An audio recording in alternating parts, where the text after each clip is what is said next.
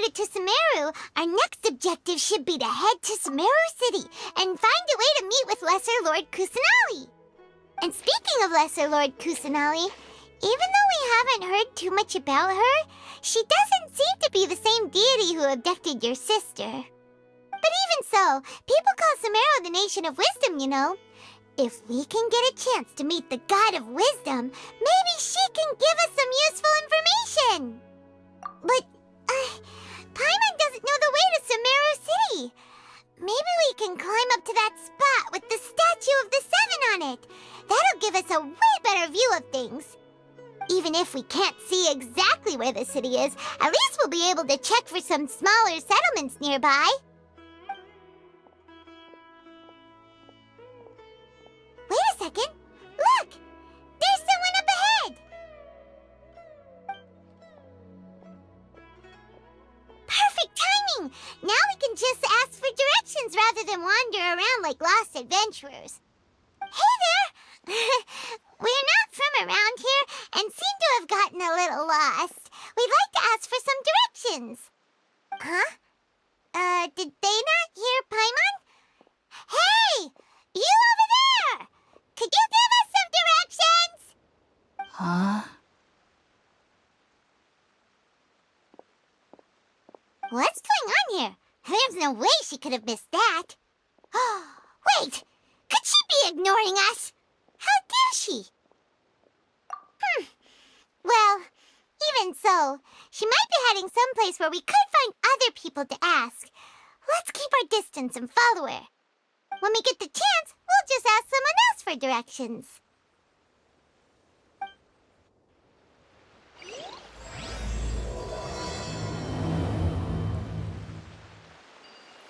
Come on, let's follow her. Just keep quiet. Make sure she doesn't notice us.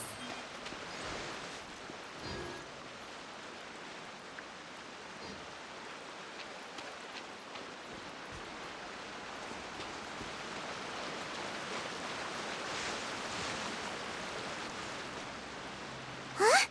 She just walked near that small waterfall and then suddenly vanished. Let's go take a closer look.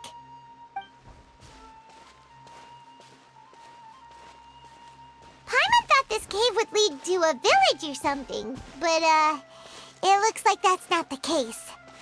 Look, she's sitting over there. Wait, she couldn't possibly be living here, could she? What should we do now? Do we try asking her for directions again? It looks like she's meditating or something. If we bother her now, she probably wouldn't let us off very lightly.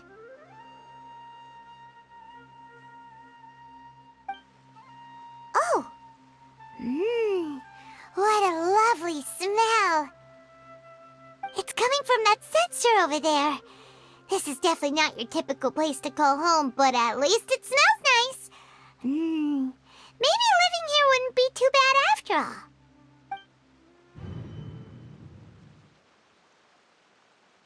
Huh? What's the matter? You don't look too good. What? Is the smell making you feel sick? Strange. Paimon doesn't feel anything.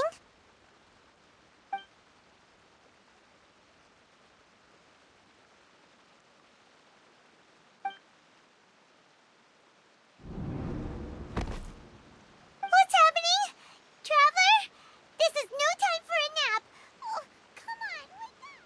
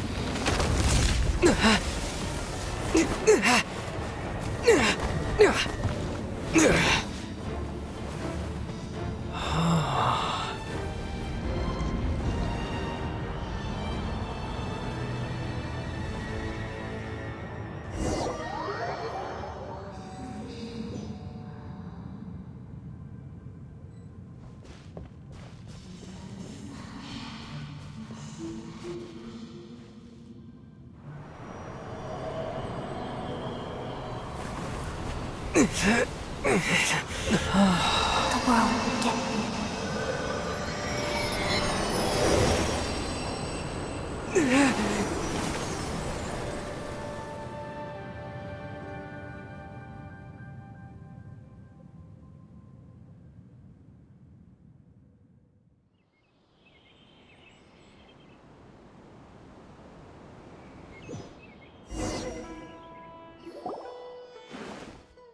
Sure it's not serious? The Traveler's been out for a long time now. Yes, you can relax. Believe me, Master is extremely knowledgeable. If he says that he's going to be alright, then there's absolutely nothing to worry about. Oh, are you awake now? Oh, thank goodness! Traveler, you're finally awake! Well, we're at... Good question. Where are we? Paimon was in such a panic when you passed out that she even forgot to ask what place this is. This is Gandharvaville. It was originally built by scholars from Sumeru as a place to rest in the rainforest. Now it's mainly used by the forest rangers as a base of operations. My name is Kale. I'm a trainee forest ranger. My master and I found you passed out during our patrol, so we brought you here. Oh, no things are necessary. I didn't do anything, really. By the way, how are you feeling now? Any discomfort? Oh, that's Master's herbal medicine you're tasting. He gave you some while you were unconscious. Before I forget, Master mentioned you should take more medicine once you wake up.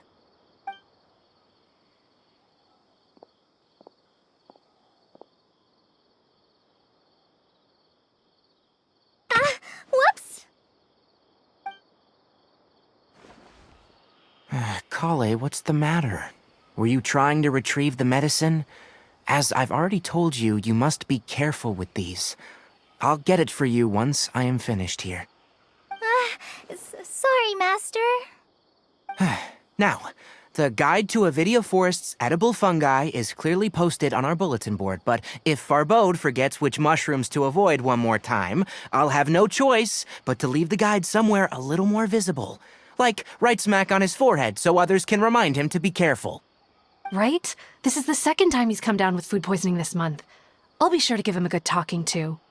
Yes, please do. If, on the off chance, Farbode simply enjoys having little imaginary fairies dance before his eyes, then we'll just let him be. But the next time he requires any of our medicine, be sure to charge him accordingly.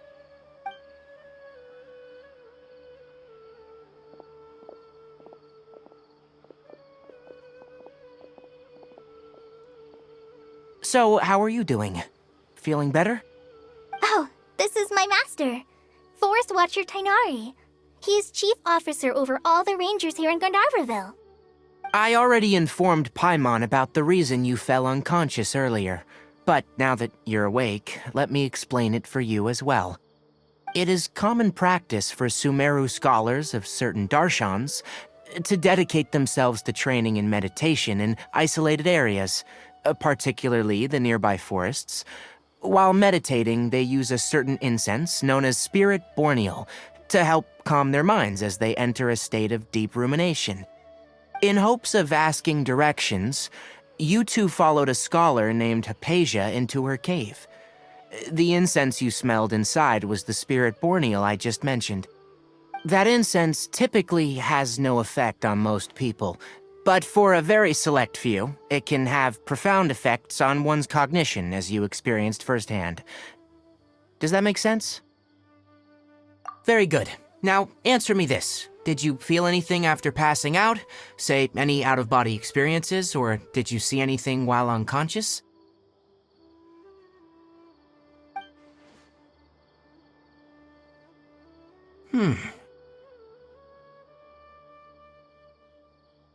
Kale, let the others know to stop bringing their patrol logs here for now. Huh? Why? Because these two will be staying here for the next few days. They can have my room and I'll bunk with Amir. Now get a move on and be sure to do as I've said. Yes, Master Tainari.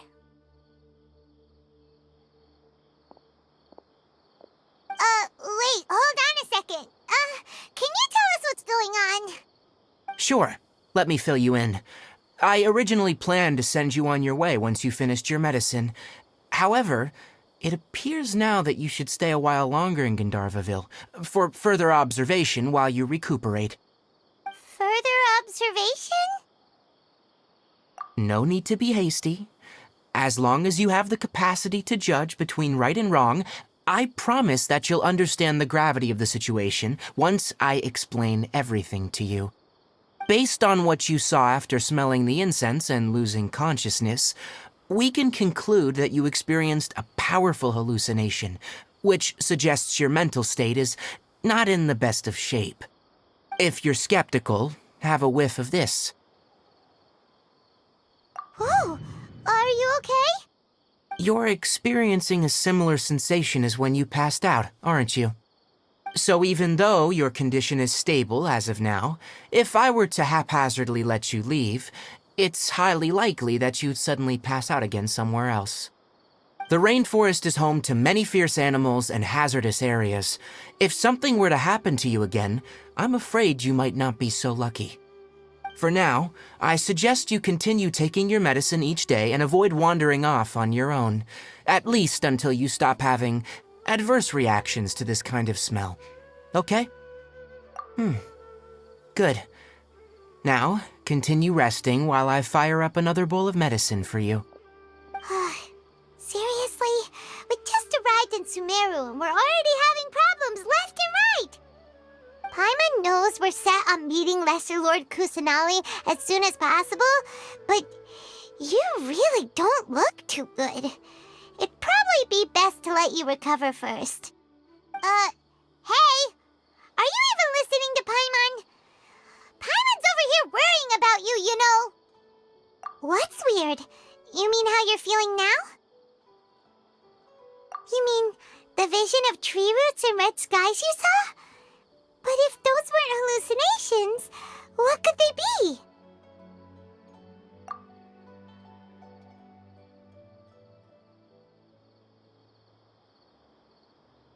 Well, considering how unique you are, Paimon trusts your judgment here. But why didn't you say anything about it to Tainari? If he misjudged your condition, then there's a chance you could get worse, right? Huh? You mean that Tainari already knows that what you saw weren't hallucinations? But if that's the case, why would he try to hide that from us? Oh, Paimon gets it now. That explains why you were so quiet earlier. Well, that settles it then. We'll stay here to rest up and figure out what's going on with your hallucinations. But it seems like asking Tainari might not be an option anymore. What do you think we should do? Good idea. Kale's pretty friendly. We can ask her tomorrow about what she knows regarding the Dendro Archon and customs in Sumeru.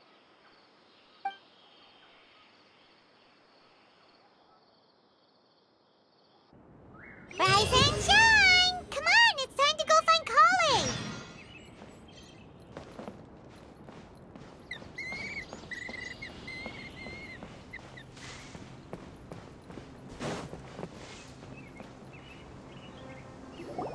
All right, next let's see your right hand.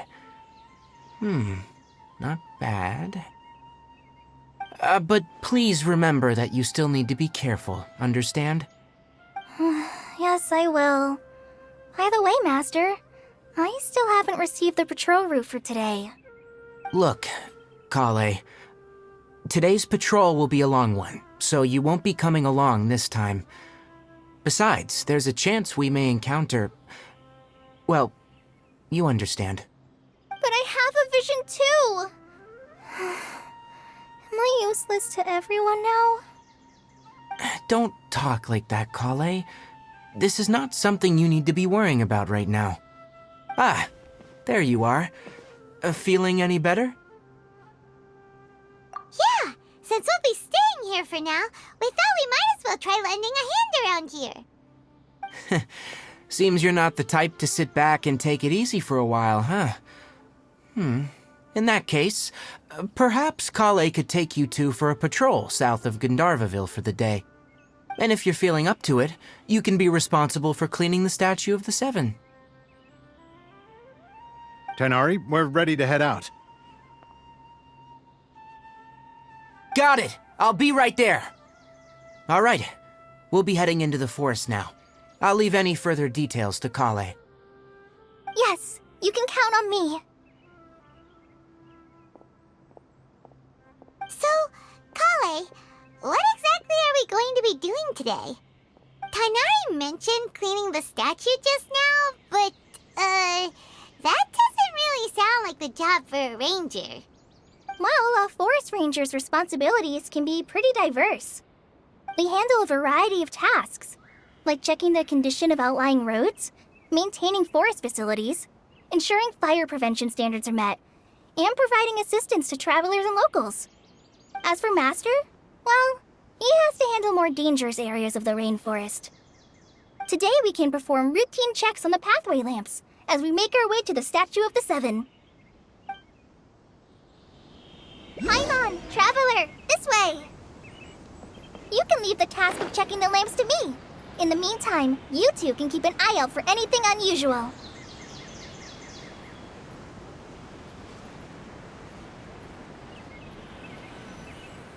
Nothing wrong with these two lamps. Let's move to the next ones.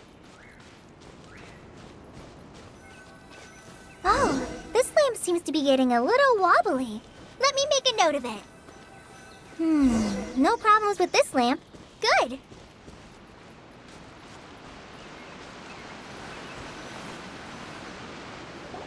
The Statue of the Seven is up on top of that large rock formation. You must have seen it when you came down this road before. It's pretty high up there, isn't it? Don't worry. If you're afraid you can't make it up there, I'm sure Master wouldn't mind if you don't clean the statue. Oh? I guess I'll leave it up to you then. There's not much footing once you reach the statue, so be careful up there. Paimon will fly up with you and help you with those hard-to-reach areas. By the way, Kale, do you know anything about the Dendro Archon? You know, what's she like? That depends.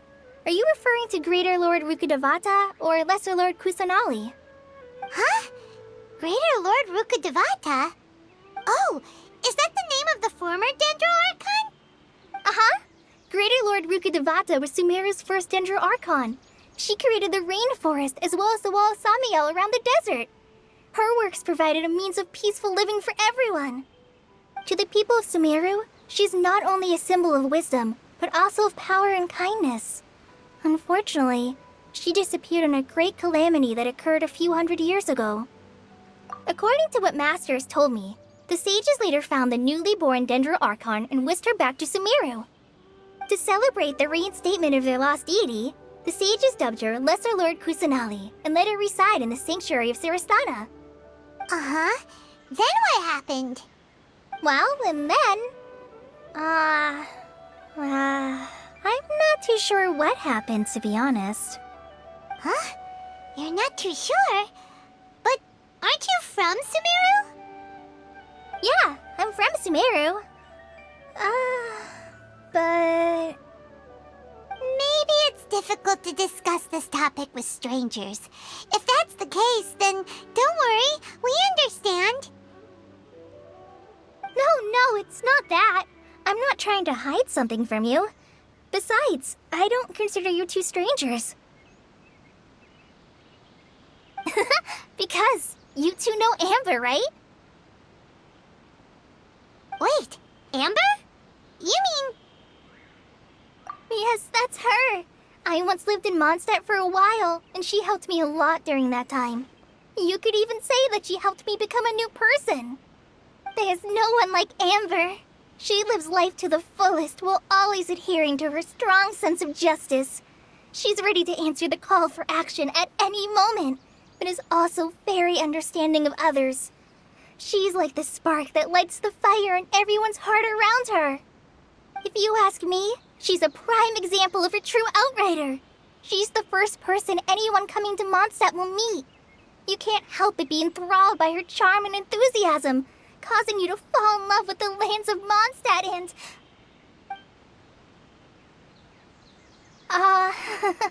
Sorry.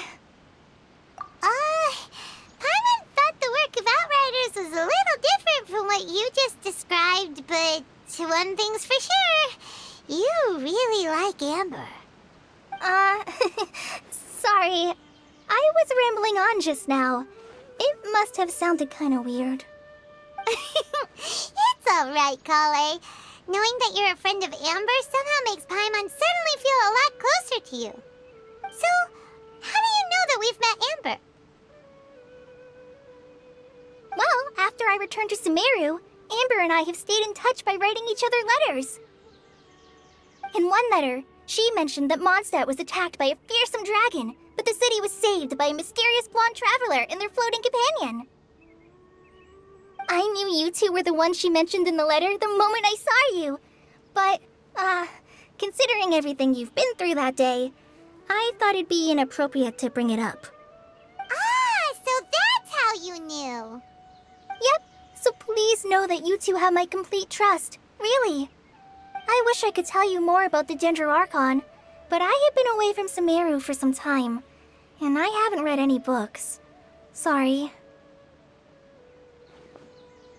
That's alright. You've already helped us a lot. We had never even heard of Greater Lord Rukkhadevata or the Sanctuary of Surasthana until you mentioned them. Oh, I'm happy that was helpful. There is one thing I want to ask, though. Why do you two want to know about the Dendroarchon?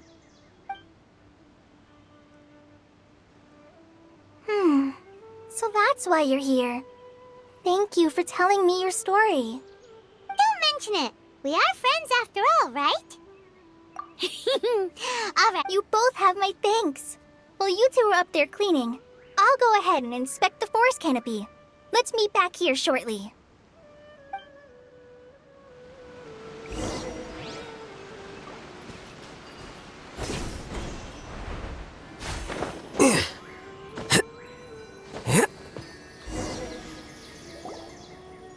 Huh.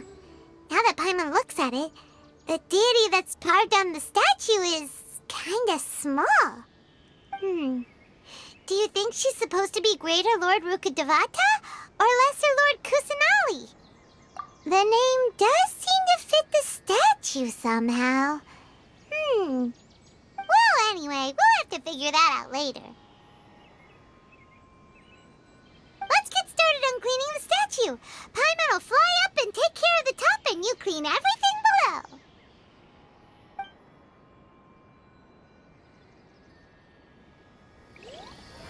Nice work! That's one clean statue. Let's head down and meet up with Kale. Kale, we're back! Welcome back! You must be tired after all that climbing. Let's take a little break. I brought some fruit and water for us. Yay! Food! What kind of goodies did you bring? Hey, don't be a party pooper. It's not like Kale is a stranger or anything. Besides, the best way to compliment a chef is to show passion for their food. Xiangling taught Paimon that. I prepared a nice portable dish that forest rangers like to eat called pita pockets. I hope you'll like them. Whoops! Ah, no! You dropped it on the ground! Not to worry. I wrapped a few layers of oiled paper around each pita. They should be fine. Oh, whew. Paimon nearly had a heart attack there.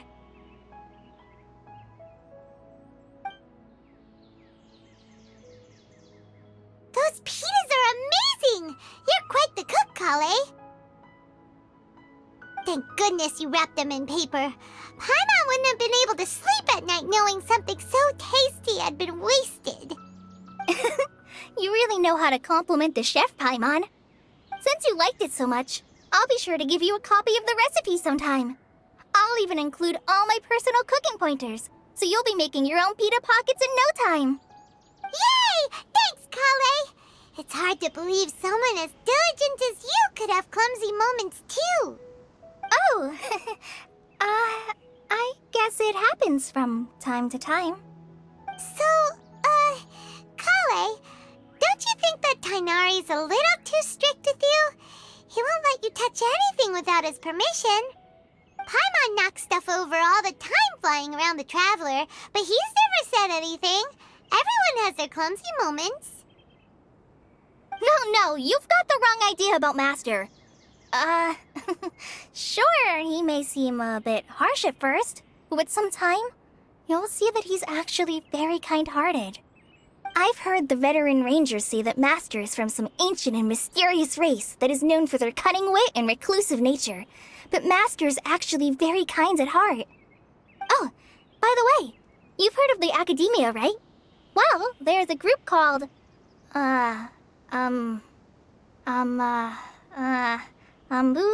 something? Well, anyway, because Master does a lot of research on plants, sages from the Academia have written him many times, inviting him to take up an official position there. But Master declines their offers every time, saying, Sumeru City is too noisy. It'd be bad for my ears.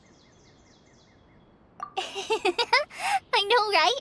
I've always wanted to pet them too. Anyway, Master could have easily left the rainforest to take up a position at the Academia, but he chose to stay here instead as a forest watcher, helping the locals every day and passing on his knowledge to trainees. In fact, Master's the one who taught me how to make pita pockets. Really? Paimon would have never guessed that. Oh, speaking of Tainari, he was the one who took care of you after finding you passed out yesterday. He even carried you all the way here. Paimon's still kinda upset, though. He kept scolding Paimon the entire way here. Oh no, I'm sorry. Master might have been overreacting a little. But, it's mostly because Paimon wouldn't stop yelling, Why, oh why, is he going to die? It probably started to get under Master's skin after a while. Hey! Don't laugh! Paimon was genuinely concerned about you.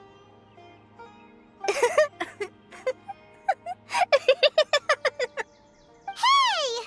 Now even Kale's starting to laugh. Ugh, that's it! Paimon won't forget this! It's time for some primordial wrath! No! Don't touch me!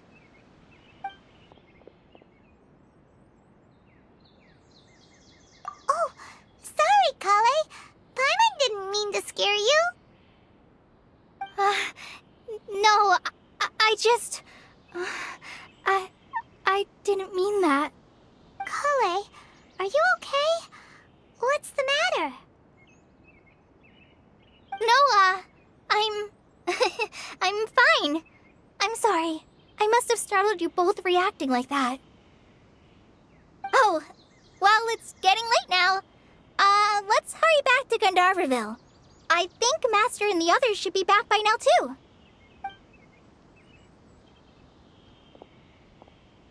Huh?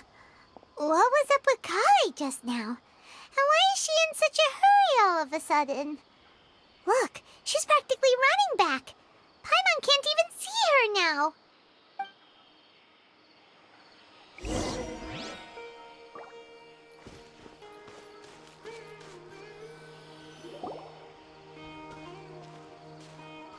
Ah, Traveler, you've returned.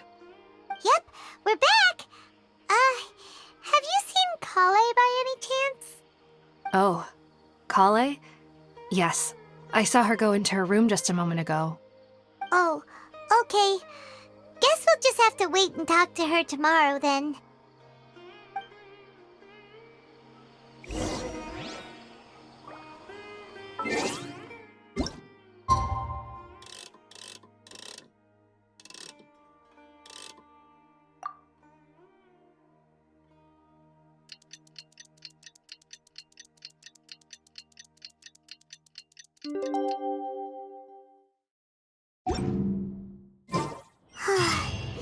Paimon was thinking all night about what happened with Kale, and still can't figure out what the problem might be.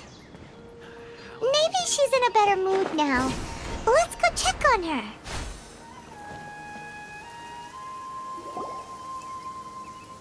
Ah, it's you two. I was just about to go look for you. Huh? Tainari? What are you I came to check on Kale's condition. To put it simply, she's not well. You mean she's sick? How could she be... Oh, wait a minute. Could it be because of what Paimon did yesterday? No need to worry. Something as small as you could never harm her. This sickness is something that Kale has been dealing with for some time. Kale has been more excited than usual since you two arrived. A little too much so, to be honest. She hasn't remembered to take care of herself. I suppose it's understandable, though. She hasn't been around anyone she considered a friend for some time now. It must have been refreshing for her to have you two here. So, Tighnari, what's really wrong with Kale? Let's take this conversation elsewhere. Kale just fell asleep after taking her medicine. She needs some peace and quiet.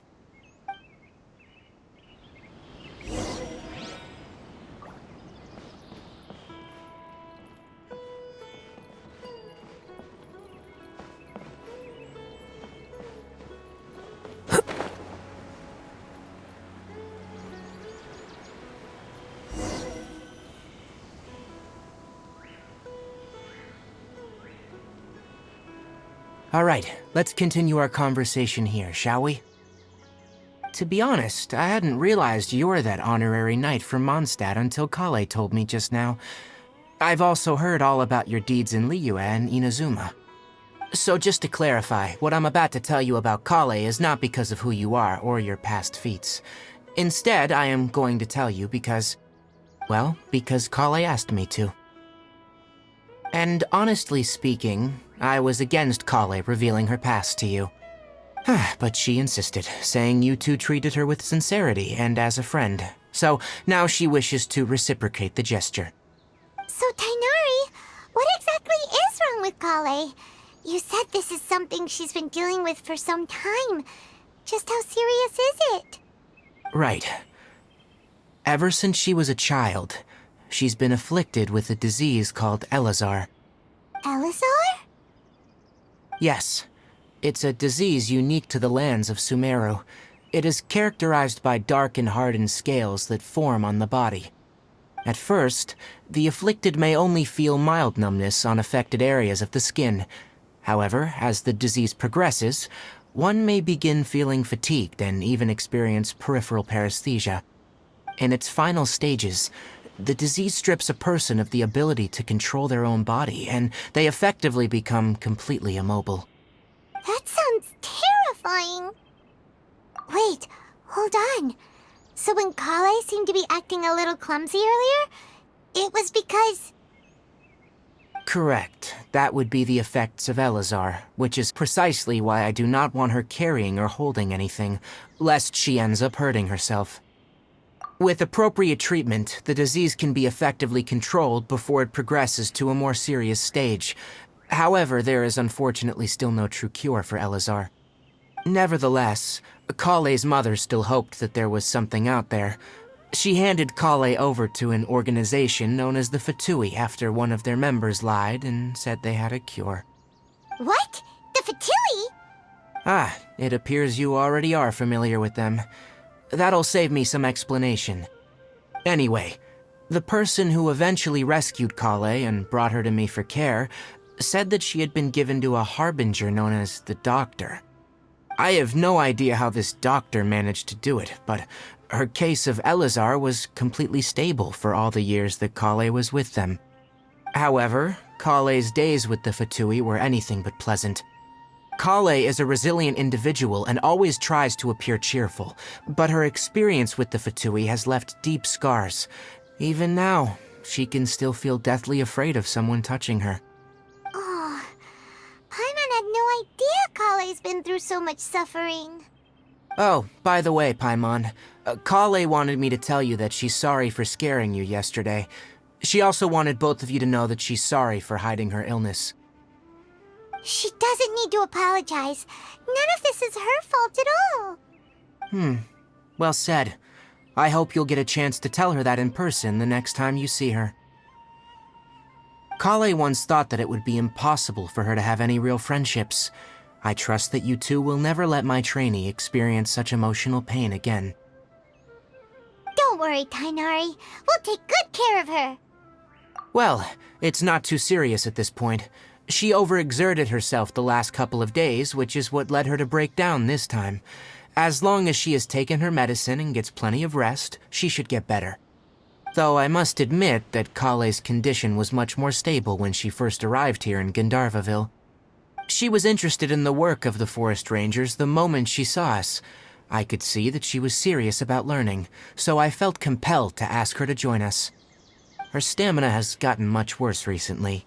Though a moderate amount of physical exercise is always necessary, I'm afraid the long-distance patrols are a little too much for her now. Alright, now that I've told you about Kale's past, I think I'll head into the rainforest to find some ingredients needed for her medicine. Yeah, we'd like to do something to help Kale too. Alright, but I must warn you two. The rainforest is a dangerous place, especially for someone who's still recovering, like the Traveler. You must follow closely and listen to every instruction. No problemo. Let's go then. We'll be looking for a plant known as the Nilot Pala Lotus. It's often used to help those afflicted with Elazar recover their energy.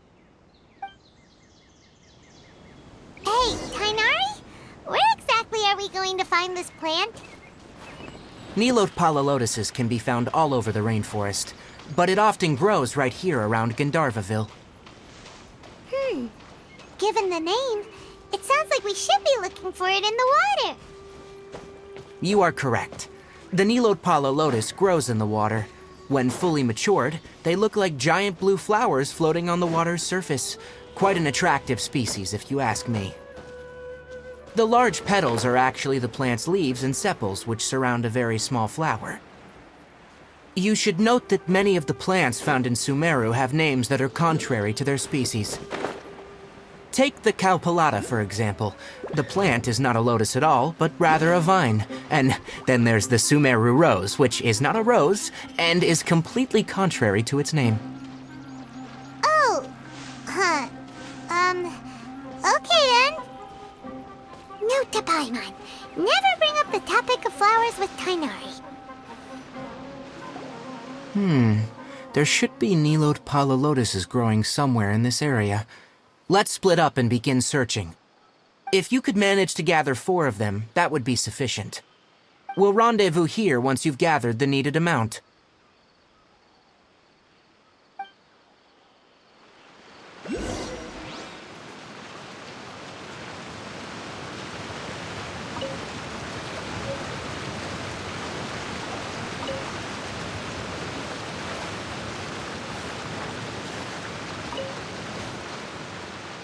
Alright, we've gathered enough Nilot Pala Lotuses. Let's head back to meet Tainari. Hey, Tainari! We found the lotuses you requested. Let me have a look. Good. Very good. These are all excellent quality. I'm glad you two came along. Your exploration experience helped save me a lot of time here. It seems we even have enough time to stock up on other things I need. Hey, Tainari!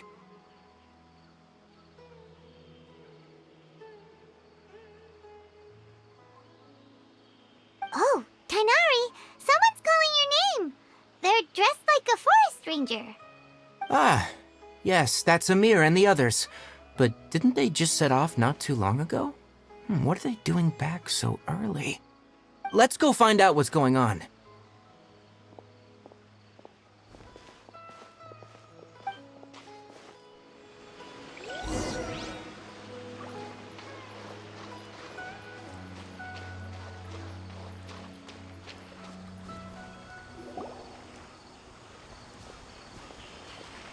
Tainari, thank goodness we found you here. We were just about to head back and find you at Gandharvaville. What's going on? We just discovered a withering zone. The withering is back? But the patrol route you were on should have been already cleared just a week ago. It reappeared so quickly. Can you tell me the exact location? It's up ahead, deep in the river valley. It's appeared in a spot that blocks nearly the entire narrow part of the valley area, so we decided to come find you as quickly as possible. And the radius of the contamination? Sorry, I couldn't get a clear enough view to tell. No one in our patrol team had a vision, and it appeared to still be spreading, so we didn't risk getting any closer. Okay, I understand. You made the right decision. I'll go deal with it right away. In the meantime, please guide these two back to Gandharvaville. Wait, Kainari, why don't you let us help you? You two have only just arrived in Sumeru. You're still unfamiliar with many things in these lands.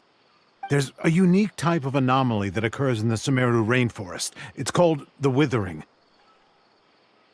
The affected areas not only cause nearby vegetation to wither, but it's also lethal to wildlife and even people. If you don't carry a vision, then you should think twice before approaching such places. Yes, Amir is absolutely right. I wasn't kidding when I said the rainforest is a dangerous place. As Amir said, only someone with a vision, that is, the power to manipulate elements, will be able to resist the withering's corrosive effects for a time. That's right. If any of the forest rangers without a vision come across a withering zone, we first make a record of the location and then have a ranger with the proper abilities deal with it, like Tainari here. Only someone with a vision can venture within a withering zone and find a way to deal with it. But you don't seem to carry a vision.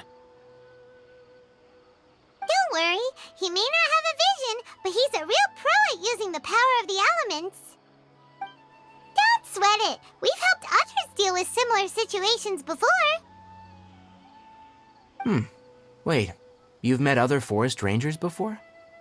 I was planning to properly show you both how to identify the withering before you left Gandharvaville. Anyway, since you two are experienced adventurers, come with me. I'm sure you'll both be able to help.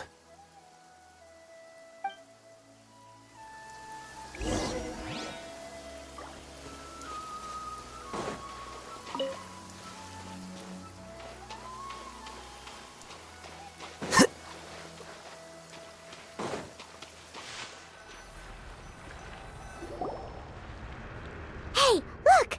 That gloomy area over there looks like a withering zone. Even though Paimon's seen one before, it's still kinda scary. All right, Traveler. We're about to enter the withering zone. Since you already have experience dealing with these things, you should already know what to do. But please remember, don't push yourself. If at any point it becomes too much, return outside the zone and take a breather. It could become a matter of life and death.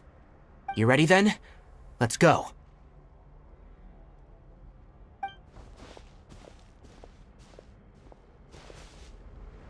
First, we must locate any branches sustaining the withering zone.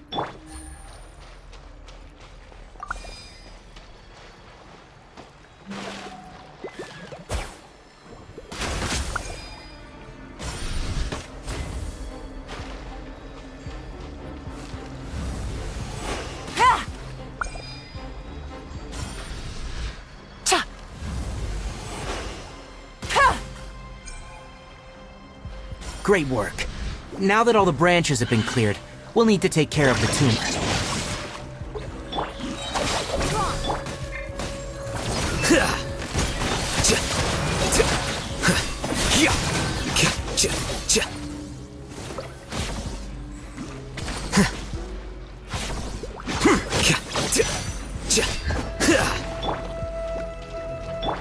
Stand with me!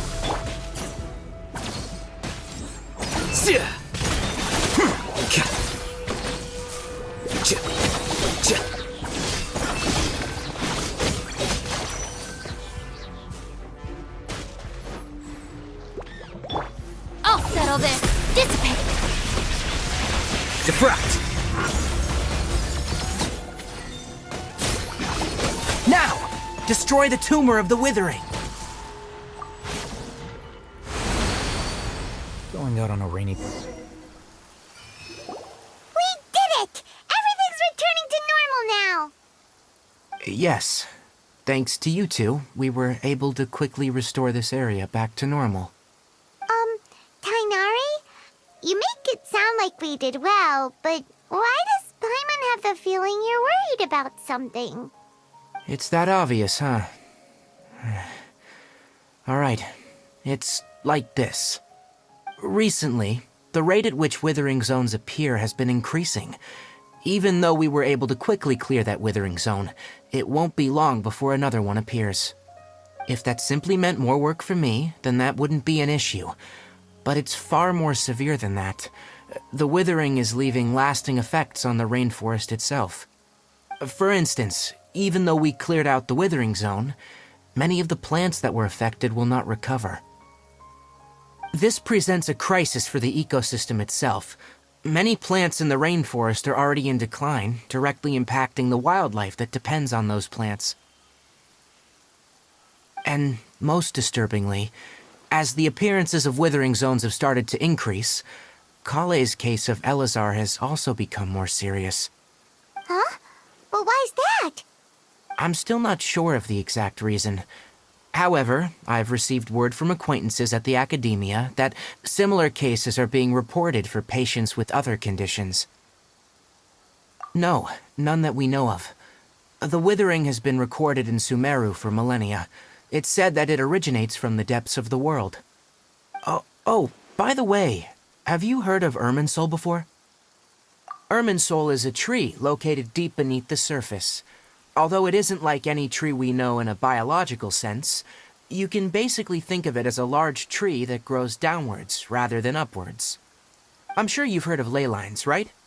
They're like the roots of Irminsul, spreading and extending from a massive cavern deep underground all the way up to the surface.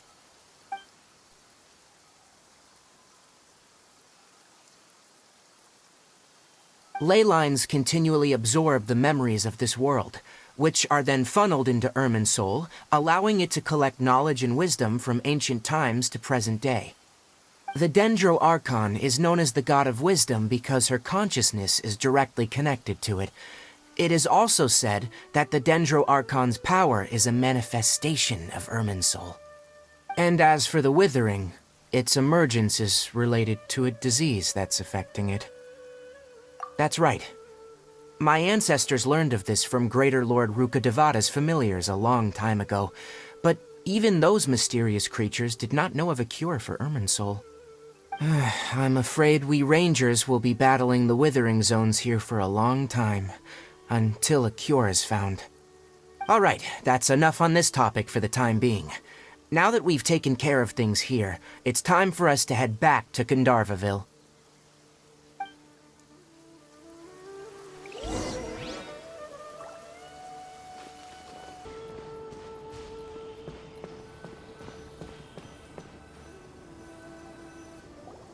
Oh, Tighnari, you all made it back.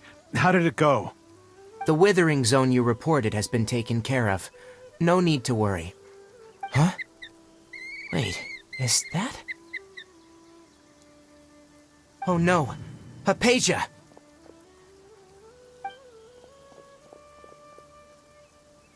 Huh? What's wrong, Tighnari? This Duskbird is Hypatia's designated courier for urgent news. You do remember her, don't you? She's the scholar you and Paimon were following when you first arrived in Sumeru. Oh, her? How could we forget? So did something happen? Let me see what's written in the letter first. So what's it say? And what's with that weird expression on your face? Just let Paimon read it. Huh? All Paimon sees are 3 squiggly lines. Yes, allow me to explain. After we brought you from Hypatia's cave to Gandharvaville, Hypatia resumed her meditation. She must have just finished. It's been nearly 3 days since she's had anything to eat, and it appears she's forgotten to prepare some rations. This letter is her asking us for help. We need to go. What? You mean she's been sitting there for 3 days? Hey, wait, how did you know all that from just a few lines on the paper? Well, obviously because this has happened before. Last time she drew 5 lines, and by the time we found her... Well, I'd prefer not to remember that. Needless to say, Hypatia's been through worse, but we should still get to her as quickly as possible. I've got some emergency rations set aside for times like these. Paimon, Traveler, could you two bring these to her? Wait, you want us to bring her the rations? But will the Traveler be okay if her cave is still filled with that funny incense? Let's find out. Here, Traveler, take a smell and see. So, how do you feel? Huh? Really? You're not feeling even a little drowsy? But wait, how'd you know that he'd be okay this time, Tainari? Back when we were clearing the Withering Zone, I observed that he could adeptly manipulate the Dendro element. I knew then that he would be fine. And if I may ask, when I was telling you two about Irminsul's ley lines, was what I described similar at all to what you saw when you were unconscious? That's correct. Those weren't hallucinations at all, though I don't intend to apologize for deceiving you. Because what you saw is of significant importance, not just for the nation of Sumeru, but the entire world of Teyvat. My forefathers were shown much favor by Greater Lord Ruka Devata. We took an oath to protect this nation together with her. Now that that duty has fallen to me, it was a part of my responsibilities to ascertain whether you could be entrusted with the fate of Sumeru. Now, after seeing you in action with my own eyes, you have earned my confidence, and I no longer feel the need to hide any secrets from you. When you passed out, your consciousness had connected directly with Irminsul. What you witnessed were actually real memories contained within Irminsul itself. I could try to tell you more, but it would be better if you went to ask Hypatia instead. Her focus on meditation and use of Spirit Borneal are aimed at establishing a connection with Irminsul, just as you did. That sounds nice and all, but will she really help us? Seriously, she completely ignored us the last time we tried talking to her. That was because when you ran into her, she was in a special phase of her training. During that time, she must avoid communicating with others. Please, wait here for a moment.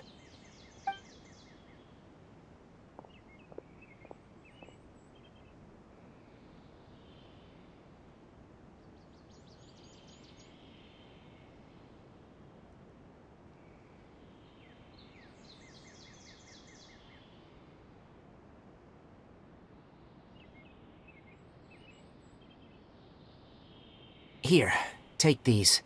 It's a meal I packed for Hypatia, as well as some other ingredients. I'm sure it'll come in handy. Also, here's a letter that I would like you to give to her. Just show it to her, and she'll answer any questions you may have. No, I should be the one thanking you. You've both been a great help these last few days.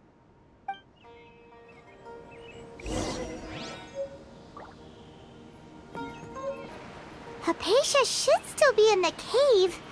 Let's go inside and see how she's doing.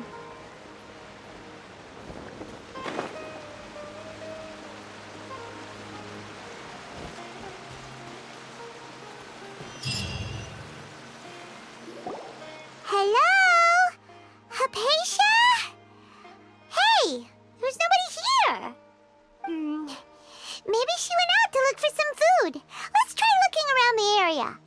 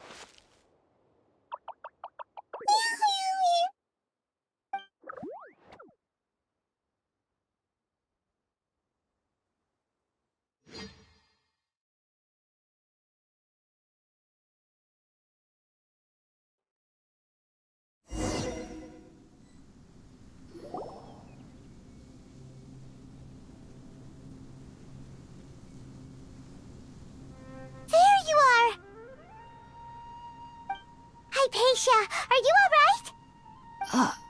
So hungry. Need water.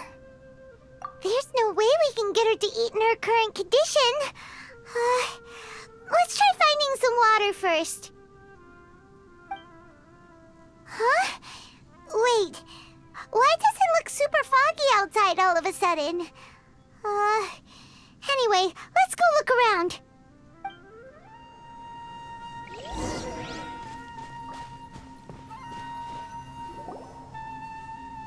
Huh? How'd things out here end up looking like this? What happened? And where are we? Really? Oh, maybe you're right. Let's go investigate the area.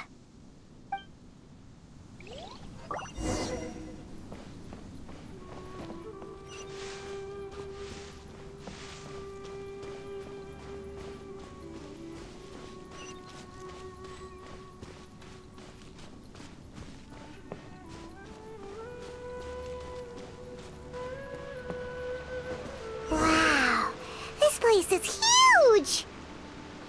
Paimon knew there's something off about that cave. Let's think of a way to get over there and have a closer look. Who knows?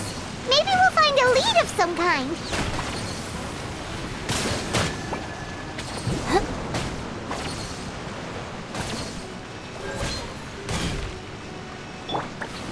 Rain outlines your fate. Know my sword. Dissipate.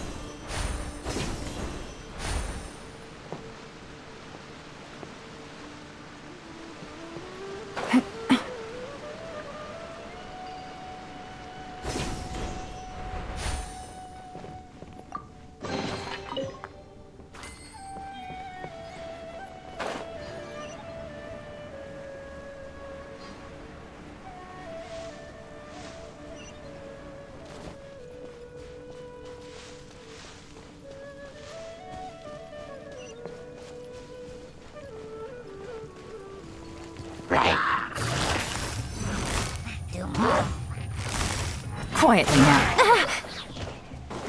Things are about to get dicey. Our bond is strong. Here you are.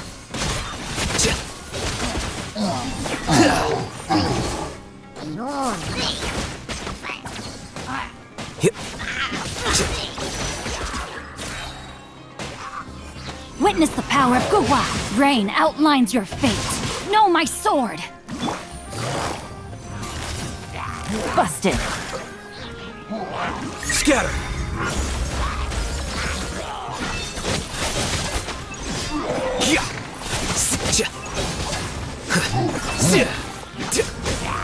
Out of my way! No, I'm not. Gotcha.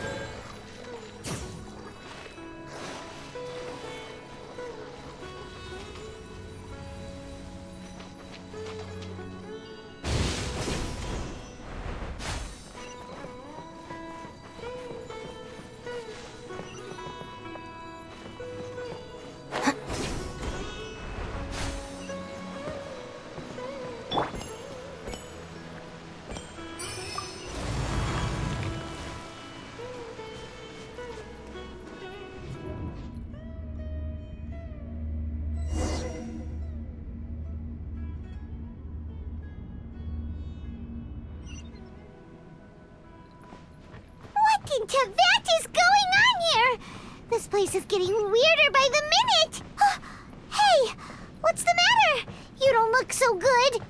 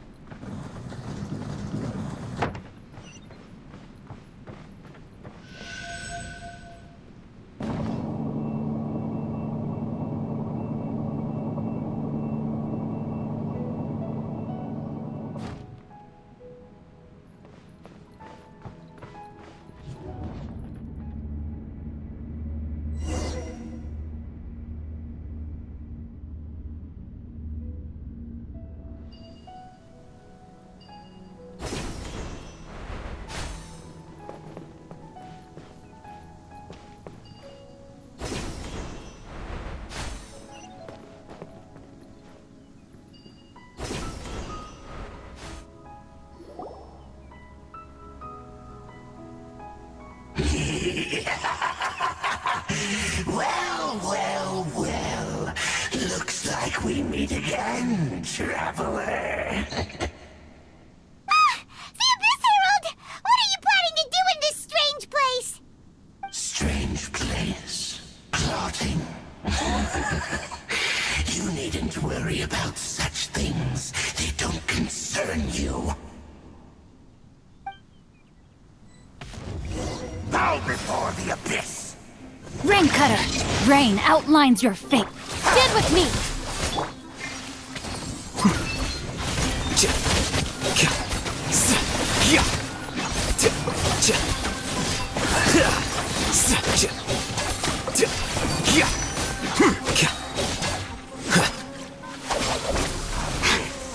Grant me new life, the end! Defract!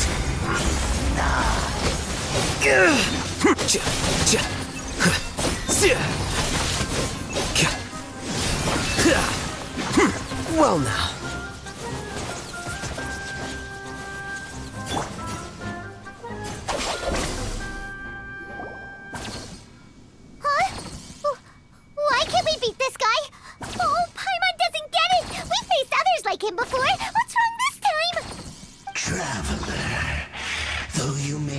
managed to avert countless crises before. Your good fortune was bound to end sooner or later. It's time you realize how weak and powerless you really are. Your sister. Oh, pitiful traveler. Are you really so ignorant? Or are you just living in complete denial? Her Highness has long since forsaken you. Your meager existence in her eyes is that of an annoying bug, only to be stepped upon. The bonds of love and family which drive you to find your sibling are utterly gone. Your journey is meaningless. But don't you fret now. Today will be your last. Now die!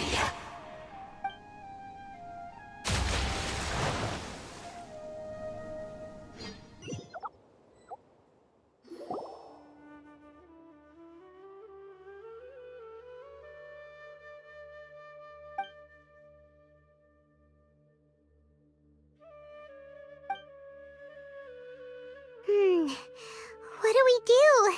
We haven't seen Hypatia anywhere out here. Oh, there she is! Quick, let's see how she's doing. Ah, so sweet. Well, the good news is that she's still conscious. Hey, why'd you drop her food on the floor like that? Are you okay? That's really not like you. Anyways, we can talk about this later. We better make sure she's alright first.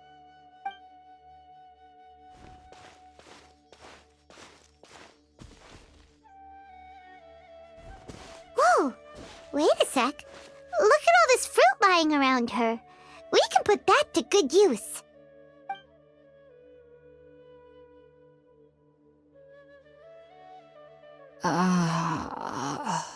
Who is there?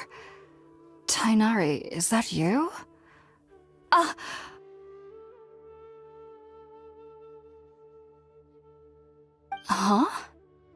It's okay. You can relax, Hypatia. Tainari sent us here to bring you some food and water. Here, we have a letter that he asked us to give you.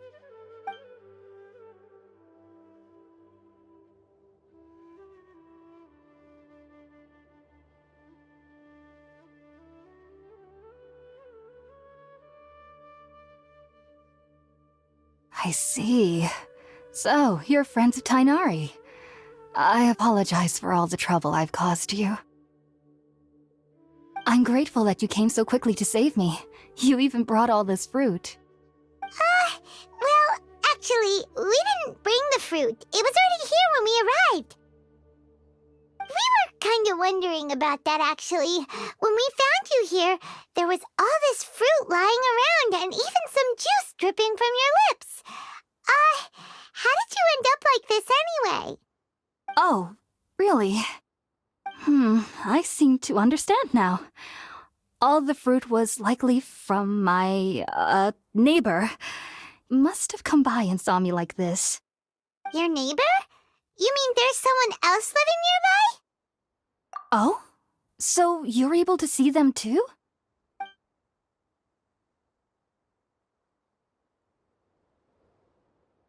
Wait, hold on a second, Traveler. You say that before we arrived, you saw some mysterious creature and suddenly had a strange dream? Isn't that a little too crazy to believe? No, I actually do believe what the traveler is saying. I myself had a similar experience once before and ended up scaring my timid little neighbor here. You needn't worry. They mean you no harm. They only dragged you into the dream because they hoped to buy themselves a little time in order to scurry away. So, Hypatia, just what kind of creature is your neighbor exactly? I'm not sure what it's called, to be honest. But I do know that they have some sort of deeper connection with the Dendro Archon. I know this because the first time I saw them was also the exact day my consciousness was able to form a connection with Irminsul. Even after I opened my eyes and stopped meditating, My heart was still pounding, and my mind was racing with all the knowledge that I had touched. And at that very moment, I suddenly noticed a small figure at the opening of the cave. In my curiosity, I began to walk over to the creature. They must have already been used to me living in the cave, because they didn't seem to mind me approaching them. They just kept doing whatever they were up to. It wasn't until I crouched down next to them that they suddenly realized that I could see them. Oh, and then? And then I had a dream.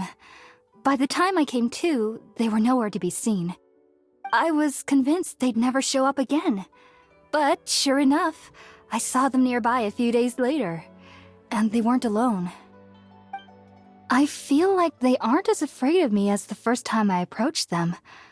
But I never would have expected them to save me. Yes, no doubt about that.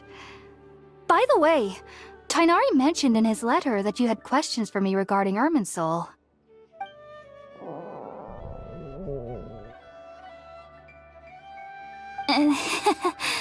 Sorry about that.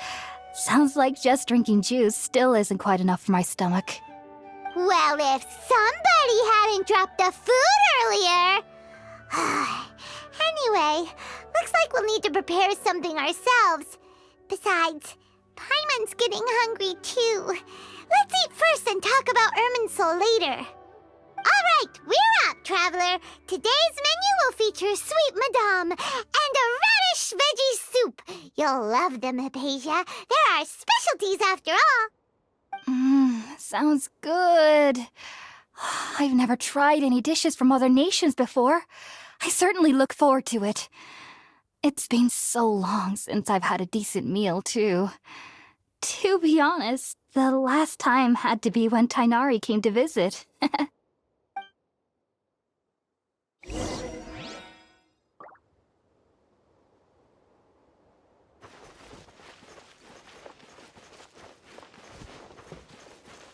Mia.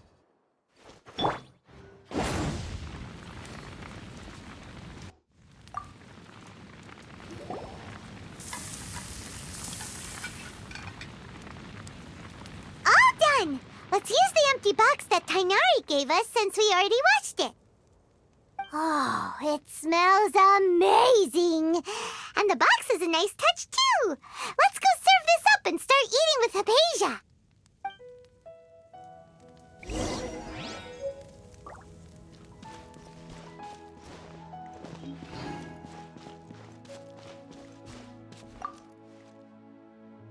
Are you already finished cooking?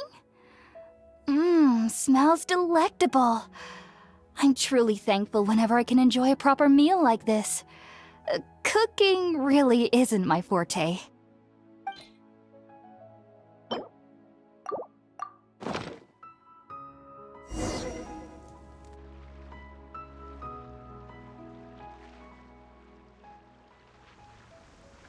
Even though everything you mentioned was in Tighnari's letter, it's still hard to believe you were able to connect with Irminsul immediately after smelling Spiritborn eel for the first time. It took me nearly 3 years before I could do so. And everyone at the academia even lauded me as a genius. You should know that some researchers spent their entire lives without ever successfully connecting with Irminsul as you have. So why does this incense allow people to connect to Irminsul? The ingredients used to make Spiritborn eel primarily consist of plants created by Greater Lord Rukkhadevata. These special ingredients are conducive to heightening our senses to the Dendro Archon's power. Since the root of the Dendro Archon's power lies within Irminsul, we can occasionally tap into her powers to peer into the depths of the earth. That's all right. I'm sure you'll come to a clearer understanding as you remain in Sumeru. Makes sense. But Paimon's got a question. Why was he sensitive to the smell of those plants for such a long time? That was primarily due to his body's unique constitution. Stimulated by the incense, he could perceive the Dendro Archon's power and experienced a sensory overload, hence the adverse reactions. Taking in any scent similar to the ingredients of Spiritborn eel would cause adverse effects. Not to worry, though. It appears you've already fully recovered. Technically, your body should still be sensitive to the powers of the Dendro-Archon, but unless you're using intentional meditation techniques, the scent of spirit-born ale should no longer trigger such reactions. Whew. Well, that's a relief. I must admit, I am quite envious of your abilities. Even if it meant suffering from pounding headaches for the rest of my life, I'd consider it worthwhile so long as I could connect with Irminsul at will. Whoa, you're really serious about this whole thing, aren't you? I am a researcher after all. As a member of the Ritaoist Darshan at the Academia, my main area of research is the stars and their connection to the fate of living beings. But there is still so much we don't know, especially regarding the mysteries that lie in the starry skies. Which is why I must turn to the all-knowing Irminsul for answers. If only my perception wasn't so limited. Unfortunately, I cannot guarantee that my every attempt to attune with Irminsul will be successful, or that doing so will leave my consciousness intact. I am currently in the stage of training known as Satyavada life. Many researchers in Sumeru have lost their minds while seeking to attune with Irminsul during this stage. Sages have said that Irminsul contains divine knowledge, and touching such knowledge without the proper preparations and abilities will only lead to one's mind caving in on itself. That's why we meditate alone. We need to ensure that our minds will be calm while minimizing the possibility of involving anyone else. Whoa, so knowledge from Irminsul could be super dangerous. Don't you ever feel afraid of the risk, Hypatia? Of course I do. Especially during nights that are pitch black with no moonlight, and dead silent without even the sound of insects. However, I've been feeling better as of late. I don't get as scared anymore knowing that I have a little neighbor living nearby. I believe that being able to see them is a sort of blessing from the Dendro-Archon. But what's strangest of all is that they're clearly an envoy of the God of Wisdom herself. And they have the curious power to make people dream. What's so strange about that? It doesn't sound so out of place for a divine being, does it? Well, it's strange because nearly nobody in Sumeru can ever dream. Oh, is that true? Yes, well, to an extent. Only children can dream in Sumeru. Adults, however, never do. The sages say that wisdom implies rationality, but that which occurs in dreams is often neither rational nor logical.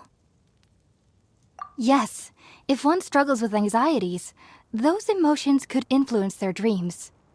The fact that the people of Sumeru do not have dreams is seen as a blessing by the sages. They believe that Greater Lord Rukkhadevata, the god of wisdom, is keeping us away from the foolish delusions you encounter in your sleep. I was born into a family of scholars in Sumeru City. Ever since I was a child, my parents would always tell me that I'll know I've grown up once I stop dreaming.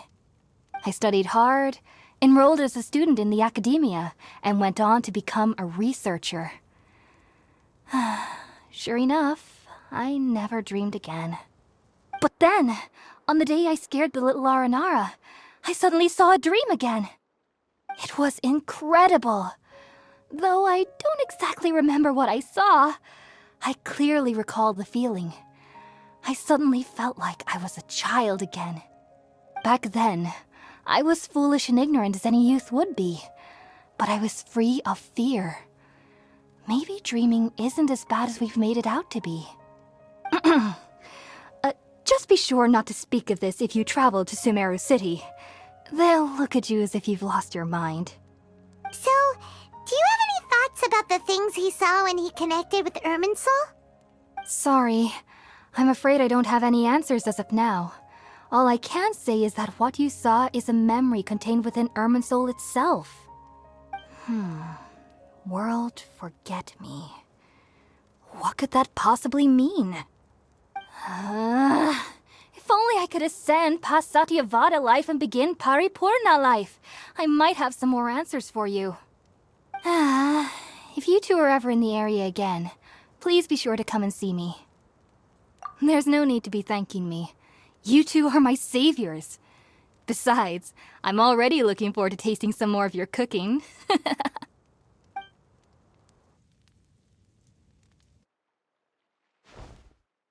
that we know Hypatia is alright and had the chance to ask her some questions, Paimon thinks it's about time to head back to Gandharvaville.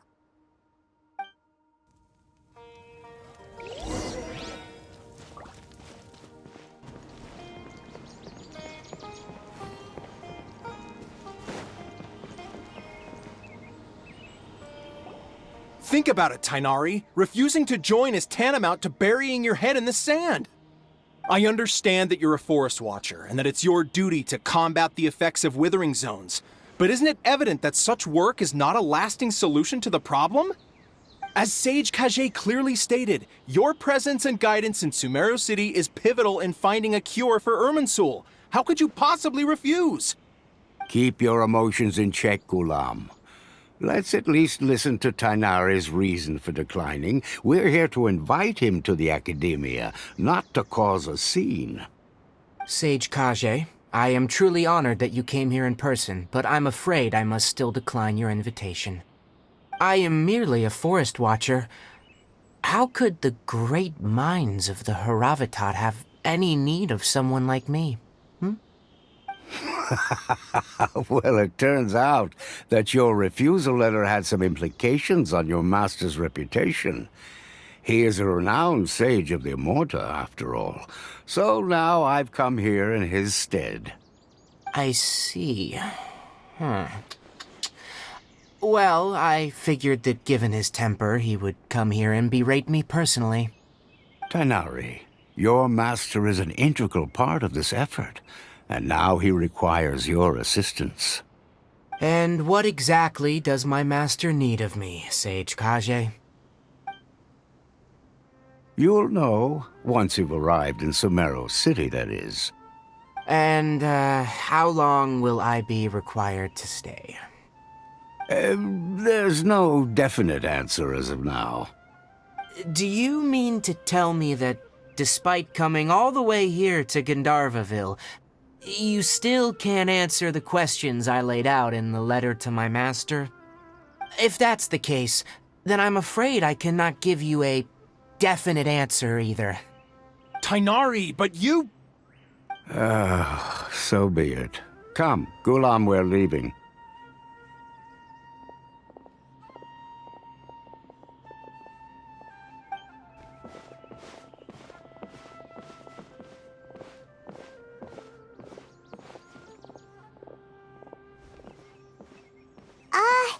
Tainari, what was that all about?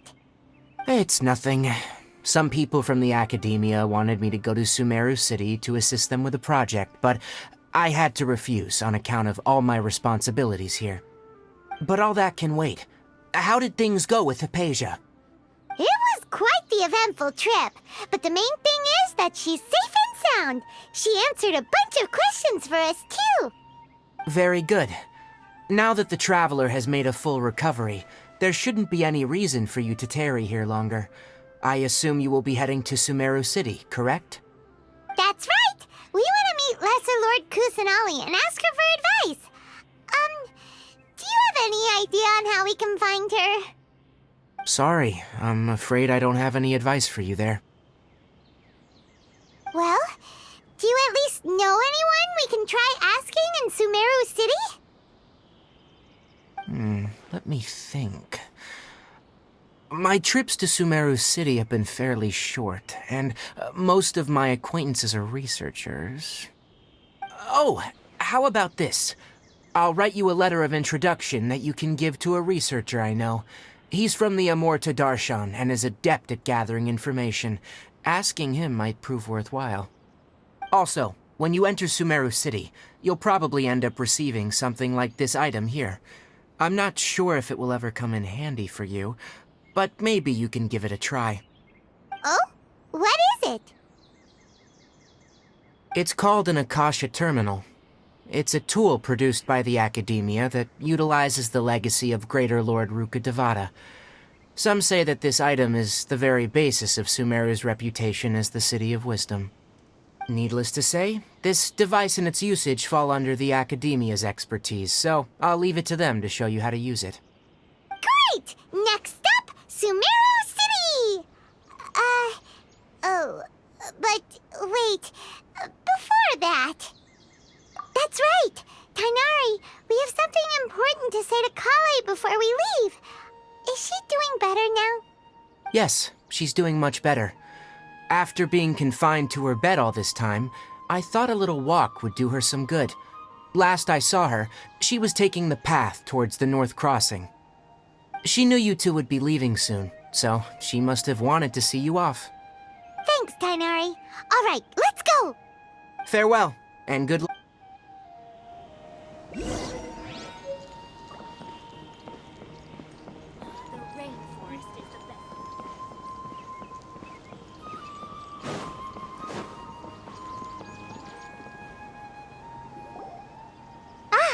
I've been waiting for you two.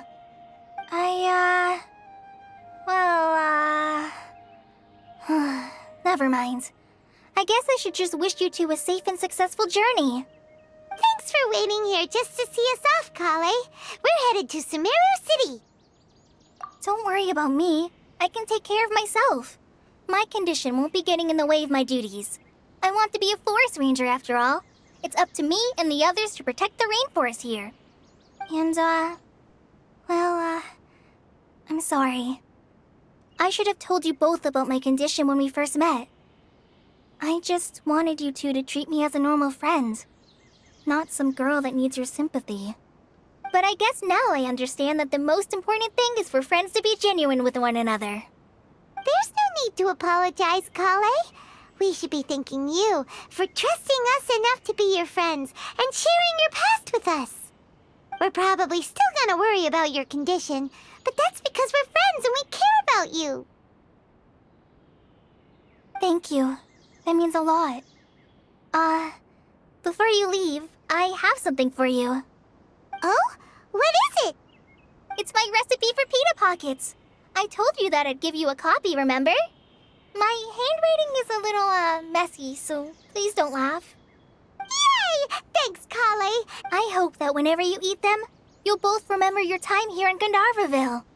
Well then, I, trainee Forest Ranger Kale, bid you both farewell. Please visit Gandharvaville again. The Rangers will always be ready to assist you here.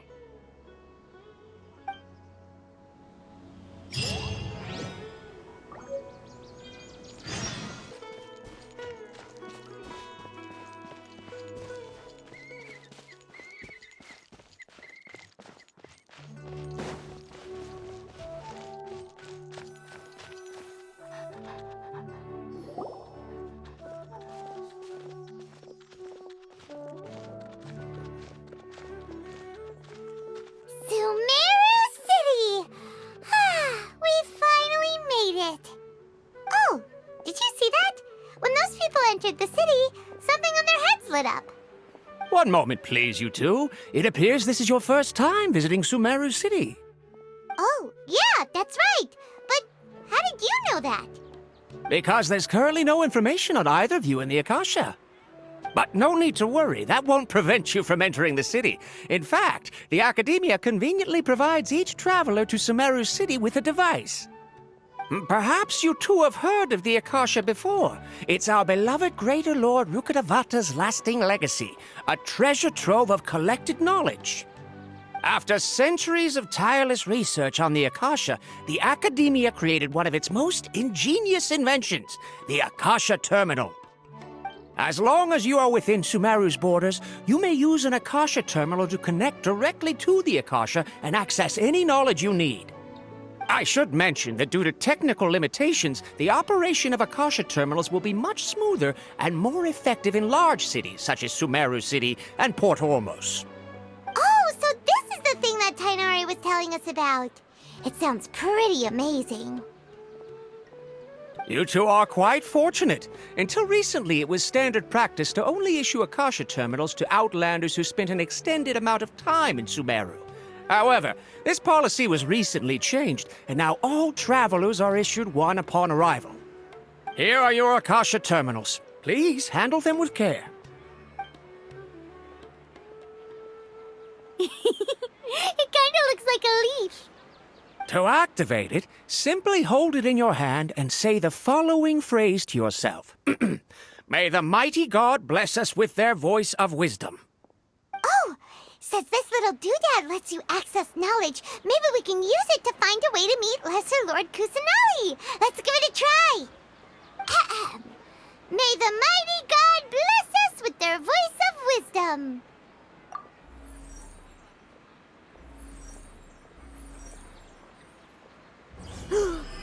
Whoa! Just now, something clicked, and Paimon suddenly knew how to use this thing. It seems all we need to do is concentrate on what we want to know, and bam! You get it. Oh, that'll come in real handy. Exactly. That is the power of the Akasha. And with that, let me officially welcome you both to Sumeru City. May the wisdom of the Dendro Archon always be your guide. Okay, now that we're in, we can check the Akasha about Lesser Lord Kusanali. Let Paimon try. 500 years ago, the sages found a newly born deity from within some scorched ruins. The deity now resides in the sanctuary of Surasthana. Seems pretty similar to what Kali was telling us. Okay, next, let's concentrate on asking how to meet her.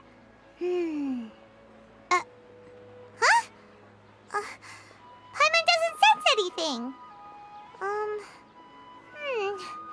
The Akasha didn't respond to Paimon's question. Oh, come on! Ugh. Focusing on this question feels like when you have something you're trying to remember and it's on the tip of your tongue, but you just can't think of it. Ugh, Paimon's brain is exhausted. Oh, smart idea. But what are you going to ask it?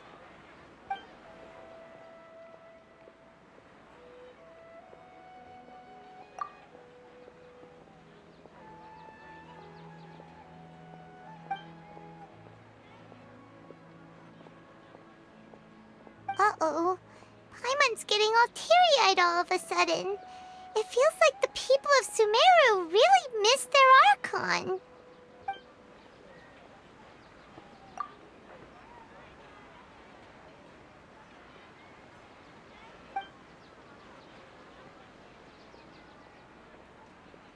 Huh. Could it be because we're Outlanders and we've only just arrived in Sumeru? You know, maybe we're not qualified to receive an answer to this sort of question or something.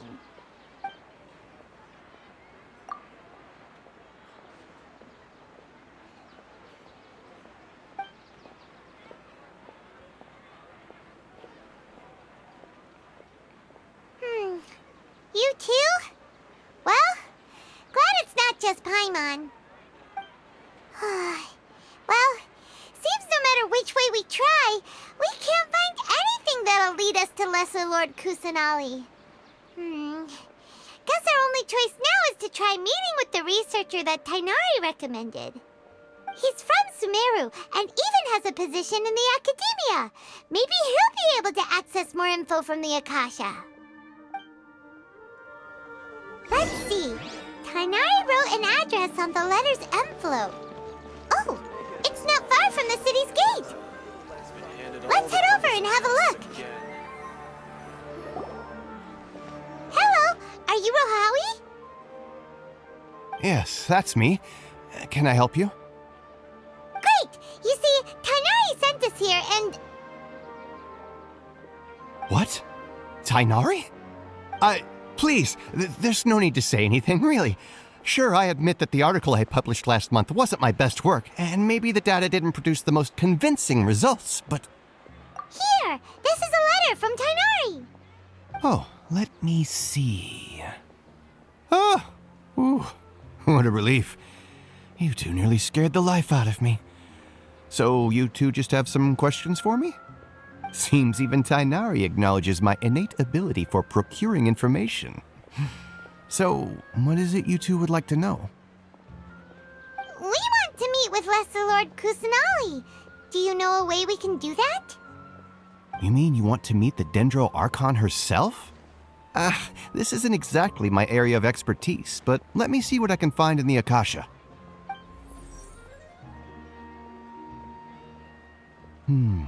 Sorry, the Akasha didn't respond to my query. What? You too? But what about your abilities for getting information and all that? Paimon was sure you'd be able to access more info than we did. Well, as I said, this isn't my area of expertise. I am but a lowly researcher, so the Akasha doesn't see a need for me to know more about the Dendro Archon. All I know is that ever since Lesser Lord Kusanali returned to Sumeru, she's never left the Sanctuary of Sorasthana or made a public appearance. Huh. Didn't expect her to be such a mysterious figure. The Dendro Archon is somewhat of a recluse. Perhaps she just doesn't want to entertain visitors, which would explain the lack of information in the Akasha. But then what can we do? No need to worry just yet. I'm only hypothesizing here. You could certainly try asking around and see if anyone else has ideas. And besides, you two should consider the bright side of things. Not being able to see Lesser Lord Kusanali may not be a bad thing. In this world, there will always be information you cannot obtain from the Akasha and things you can never accomplish. Knowing when to yield is a form of wisdom. Take me, for example. It's a miracle if my brain cells can spit out one paper every 3 years. But Tighnari? That guy can publish 3 papers in just a single year. Okay. Thanks for your advice. Don't mention it. If you two ever want information about things like who's been promoted within the academia or relations between the 6 great sages, come find me. Hey, come on! This is a survival skill at the academia. Oh, Paimon's expectations were pretty low, but this is so low it's like digging holes in the dirt. So what do we do now? Even if we want to talk to someone, we don't know anybody here. Huh? Like who? Oh, you're right! Catherine! The Adventurers Guild has its own intel network. Let's hurry and find her.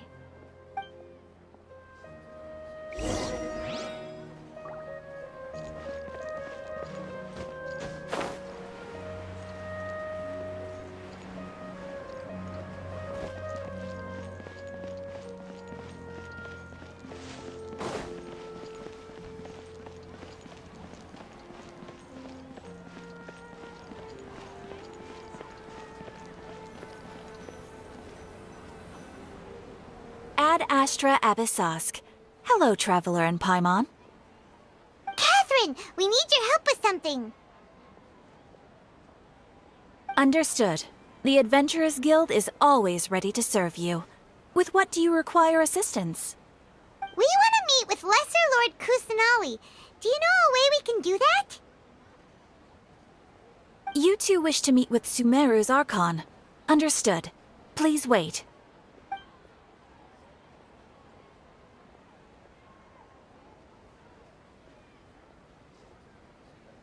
I apologize, but I am unable to call up any relevant information in the Akasha. I'm also unable to locate any pertinent information in my personal memory. Aww, another dead end.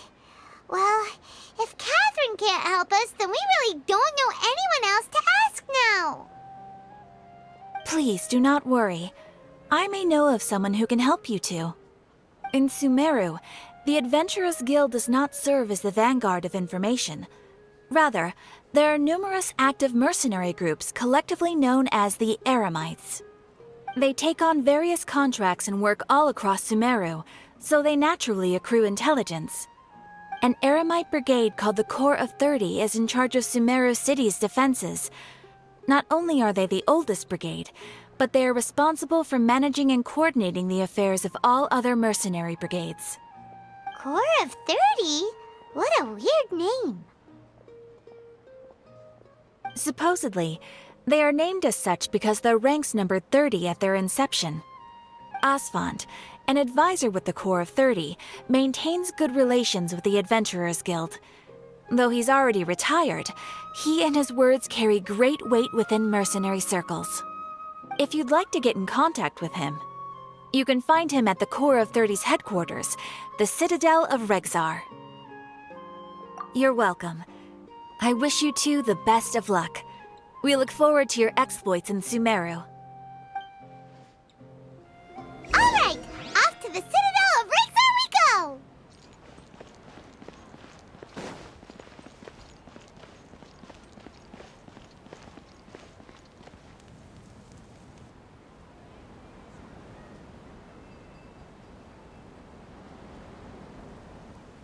Welcome. The Adventurers Guild told me to expect you two. It's nice to meet you, Osfond. We'd like to ask you about something.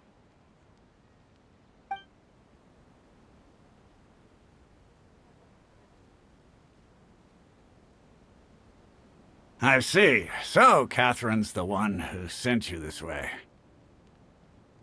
Ha! It's true that the Eremites' network is vast, but even I can't help you meet the Dendro Archon. Wait, seriously? That's it? Afraid so. The Eremites aren't terribly religious, so we don't know much about divinities. As far as the Akasha goes, we can access even less than you. We originally came from the desert. The gods there died off long ago. Since those days, we've used our own two hands to carve out a living. We don't beg gods for their aid. It isn't just us, though. If you ask me, I think most in Sumeru aren't interested in Lesser Lord Kusanali. Oh? Why's that? Just take the Academia, for example. They're the ones who truly rule Sumeru. Although they believe in gods, most of them only care for the late Greater Lord Rugadavada. In their eyes, she was the one who founded Sumeru and gifted us with the Akasha. Lesser Lord Kusanali just happened to inherit her legacy. Because of the Academia's influence, most citizens are more familiar with Greater Lord Rugadavada and hold her in greater esteem. Not to mention that Lesser Lord Kusanali never makes an appearance, and the Academia never announces anything about her. As far as the people of Sumeru are concerned, she's just a god that exists. And that's all. Really? Aw. After hearing all of that, Paimon sort of feels bad for Lesser Lord Kusanali. Ha! But who knows? We're all just guessing when it comes down to it. Besides, I'm sure the God of Wisdom doesn't worry about her reputation among people like us. All right. Well, thanks for the info, Osfond. No problem. Always happy to help out the Adventurers Guild. When I hand this over to the Elrites.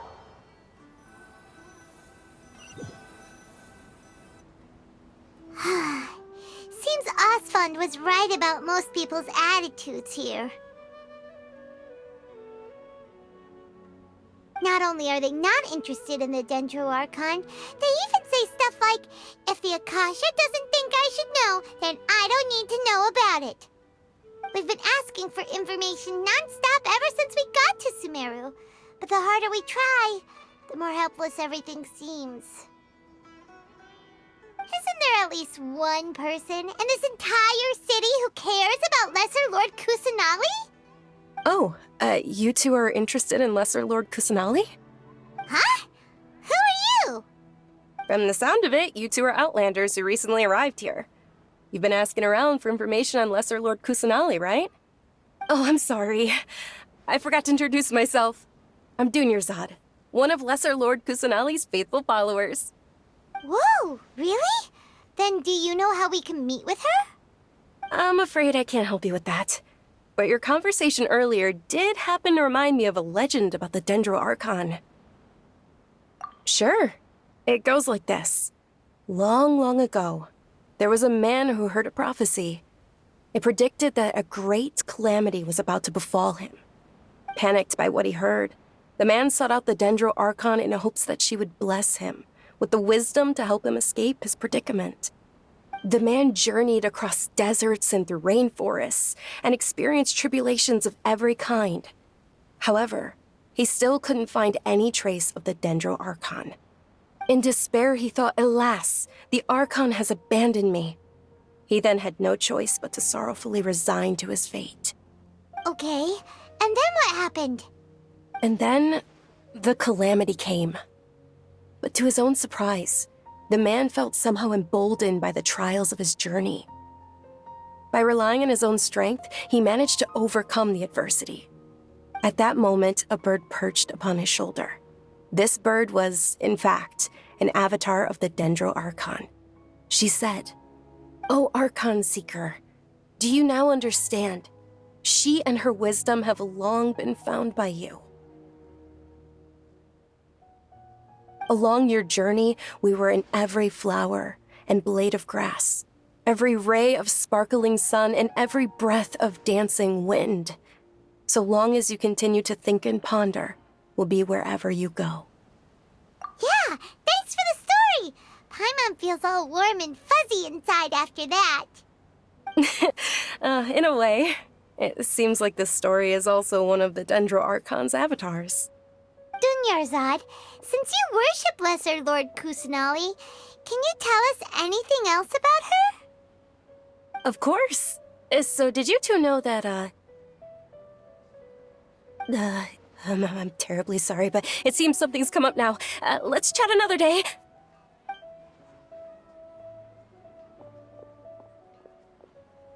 Hey, wait! What the heck just happened? It looks like they're searching for someone. Dunyarzad was acting super nervous just now. You think they're looking for her? This stinks! We finally managed to find a lead about Lesser Lord Kusanali! We can't let them get in the way now. Let's see if we can get rid of them. Then we can catch up with Dunyarzad. Hey, have you two seen a brown-haired girl wearing a purple top and a long blue dress? We're looking for her.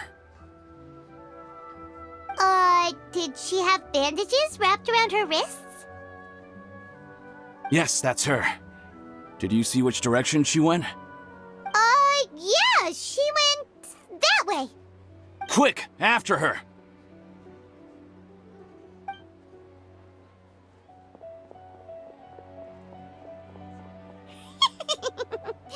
That should keep him busy for a while. Let's hurry and find Dunyarzad.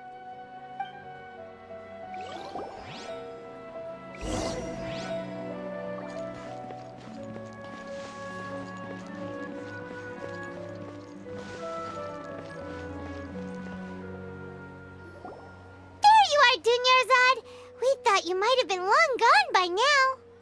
Oh, it's you two. Oh, you startled me there. You can relax now. We threw those people looking for you off the trail. Really? Thank you so much. Unfortunately, I believe there's still more of them out there looking for me. Uh-oh, looks like there's some coming this way. Huh? More of them? Then what are we standing here for? Run!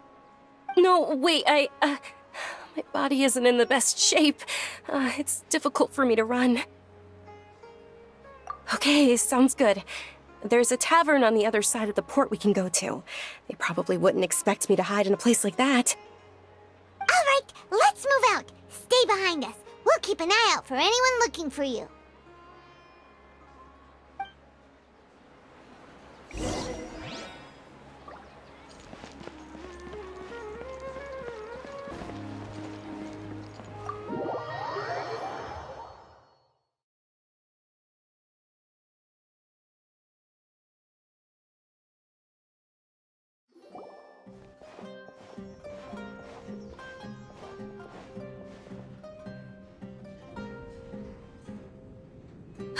We made it. Oh, they shouldn't be able to find us now. Wait, stand down, Dia.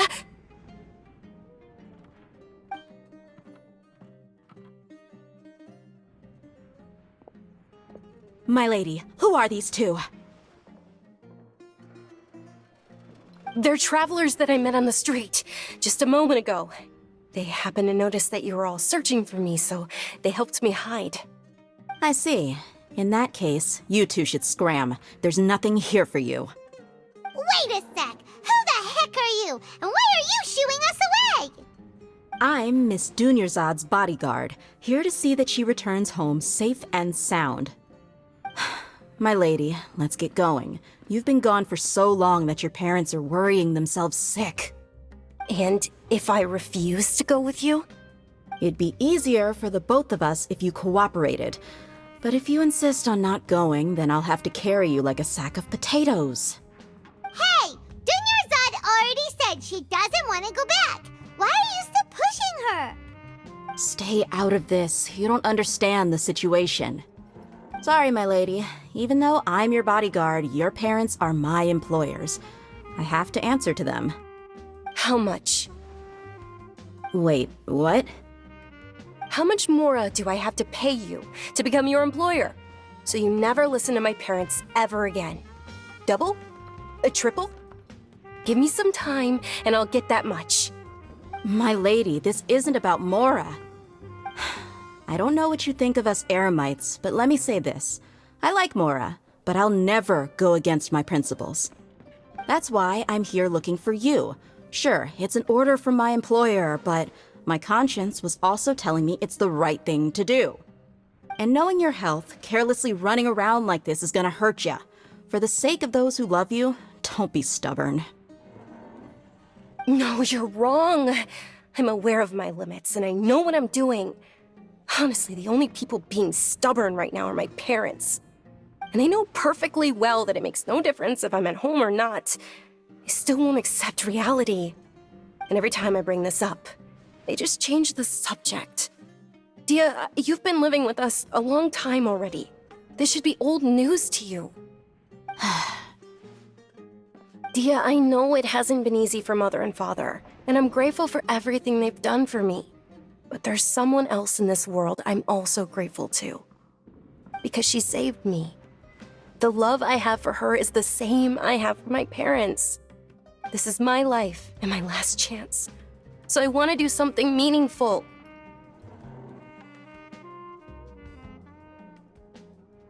My lady, are you sure what you're doing now is meaningful? Yes, I'm sure. At least, it is to me.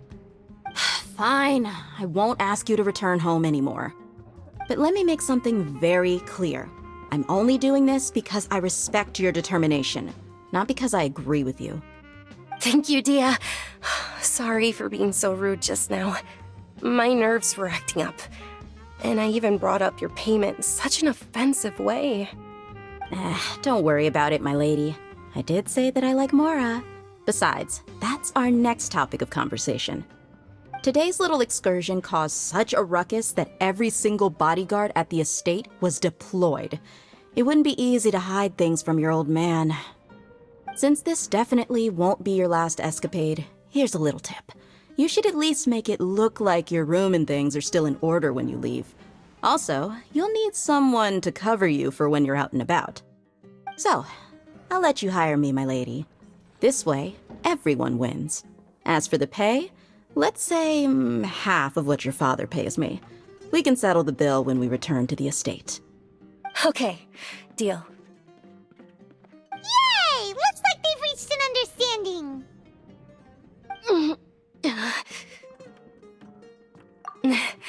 I'm fine, really. I just feel a little tired now that things have calmed down. My lady, stop trying to look tough. We're already in a tavern, so let's rest up and grab some grub. I'm sorry for worrying you two. If you don't mind, I'd like for you to join us. Sure! After you rest up, we want to hear more about Lesser Lord Kusanali.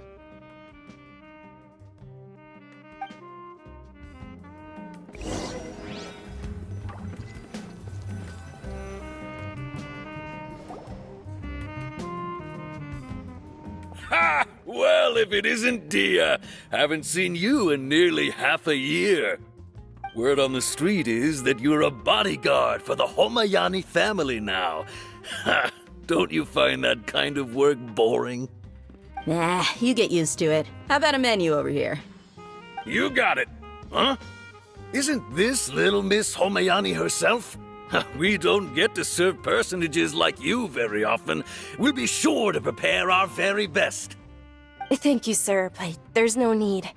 I don't have a lot of mora on me, and I really ought to save as much as I can. But please bring these two the best food you have.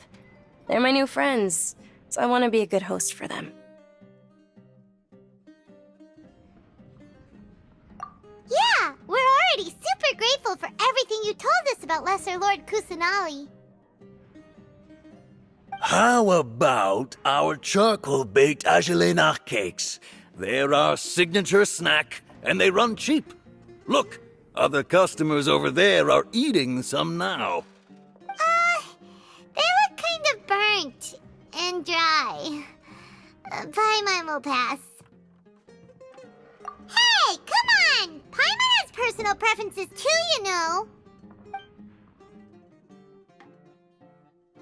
Dunyarzad, we asked a lot of people when we first arrived, and almost nobody was interested in Lesser Lord Kusanali.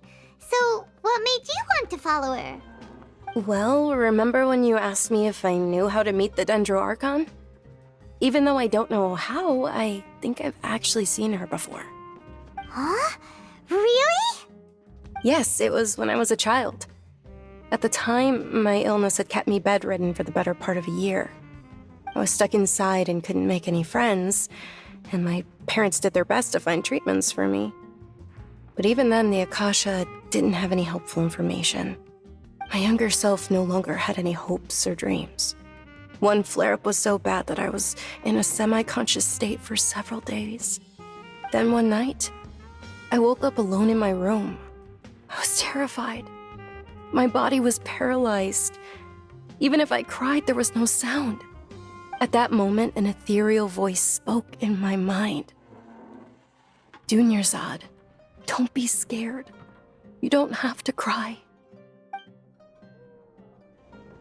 Dunyarzad, don't be scared. You don't have to cry. Who are you? How do you know my name? How do I explain this?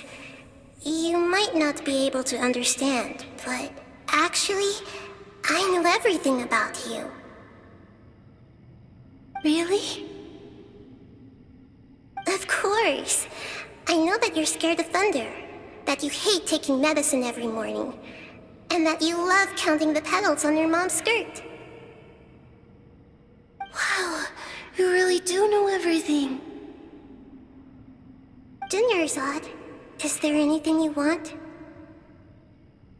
Want? Not really. I can't go anywhere or do anything. Huh? But aren't you a child? All children have wishes.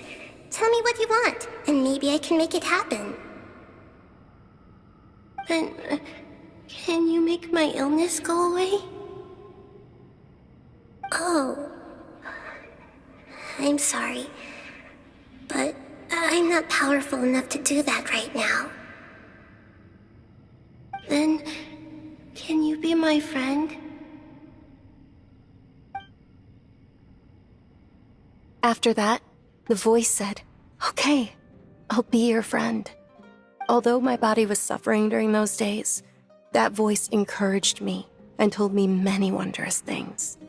Beyond my window was the flourishing Sumeru city. Beyond the city was a lush rainforest. And beyond that was the wall of Samiel, deserts, and all of Tevat. Once I finally made it through that bout of illness, I couldn't hear that voice anymore. I told my mother about it, but she said that I must have been dreaming. But I know that that voice wasn't a figment of my imagination. Before that, I had never heard of Tevat. Yes, for sure. If it weren't for that voice, I would have never grown curious about the outside world, nor would I have learned how to read and enjoy so many books. That voice sparked a desire for wisdom.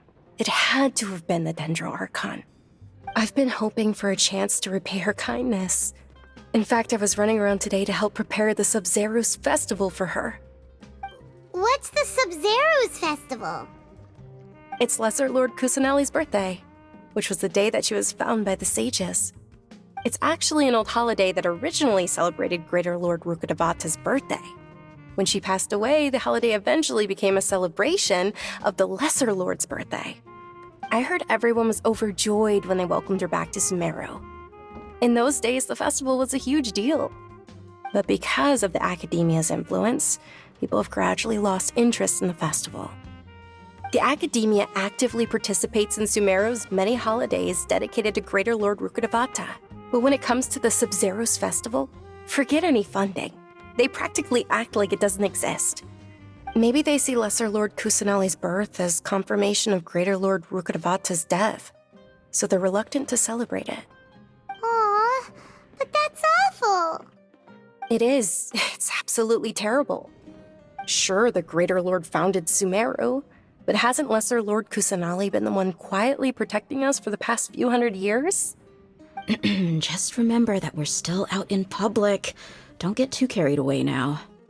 I know that people over by the Grand Bazaar still hold the Sub-Zero's festival to this day. But I hadn't met any of them before, so I was never able to contribute. But recently, I made a friend there who also follows Lesser Lord Kusanali. I gave her my savings because I want her to throw a wonderful festival this year. That's the least I could do for Lesser Lord Kusanali. Hold on, my lady. Does this friend happen to be Nilu, the one who sends flowers to the estate? Yes, that's her. I saw her leaving the other day with a nervous look on her face. It seemed like she was hiding something in her arms. Did you give her something? Yes. Initially, I didn't have much Mora prepared, so I had Nilu sell one of my skirts. I've agreed with Nilu to meet up at the Grand Bazaar today and see how things are coming along. Dia, would you accompany me? Sure. That's quite the trip, though. I'll carry you. No, that would be too much, even for you. You might as well just accept the lift. If I let you walk, who knows how long it'll take us. And if anything happens to you, then I'd really never hear the end of it from your father. But of course. Nilu will be thrilled to hear there are more people interested in Lesser Lord Kusanali.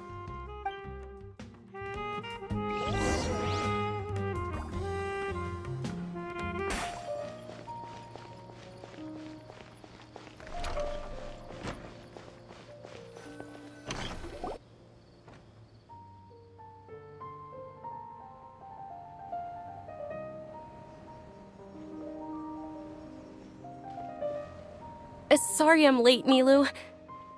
Oh, Dunyarzad. It was taking you so long that I assumed you got trapped at home, but you made it in the end. Uh-oh. But if Dia's here, that means you got caught, right? You could say that, but everything worked out. She's on our side now. Not completely. Oh. And who are these two? Oh, meet the Traveler and Paimon, my two newest friends. They're visitors who just arrived at Sumeru City and are looking for information on Lesser Lord Kusanali. So you're followers from another land? Oh, really? Well, that's okay. You're still invited to the Sub-Zero's festival. By the way, Dunyarzad, we've already started decorating the Grand Bazaar. It looks spectacular, thanks to your generous contribution. You're very welcome. It's the only thing I could do. Do you still have enough Mora? Probably? But don't sweat it. We've already finished renovating the stage. Come on, I'll show you.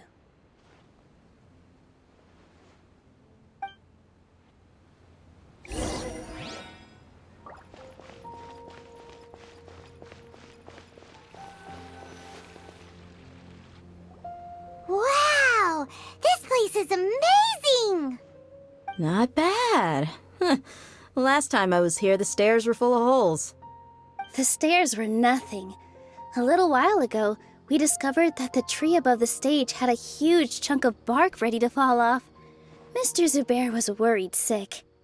We reported it to the academia many times, but they never sent anyone to deal with it.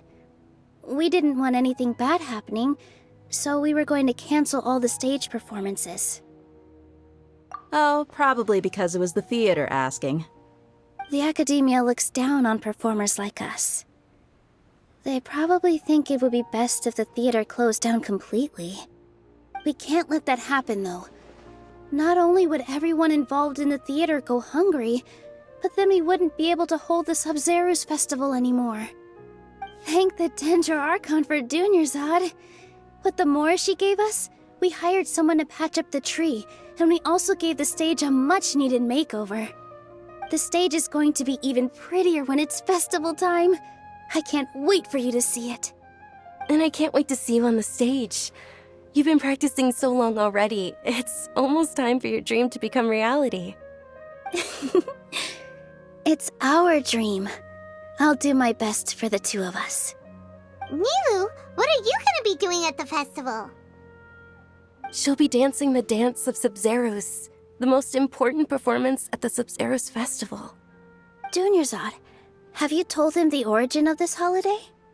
I only told them about the Greater Lord and Lesser Lord so far. Okay, then I'll tell you two about how this holiday came to be. According to legend, the Sub-Zeros festival was originally the Goddess of Flowers' birthday celebration for the Greater Lord. A long, long time ago, on one of Greater Lord Rukkhadevata's birthdays, her friends threw her a celebratory banquet. Some of the gods got drunk.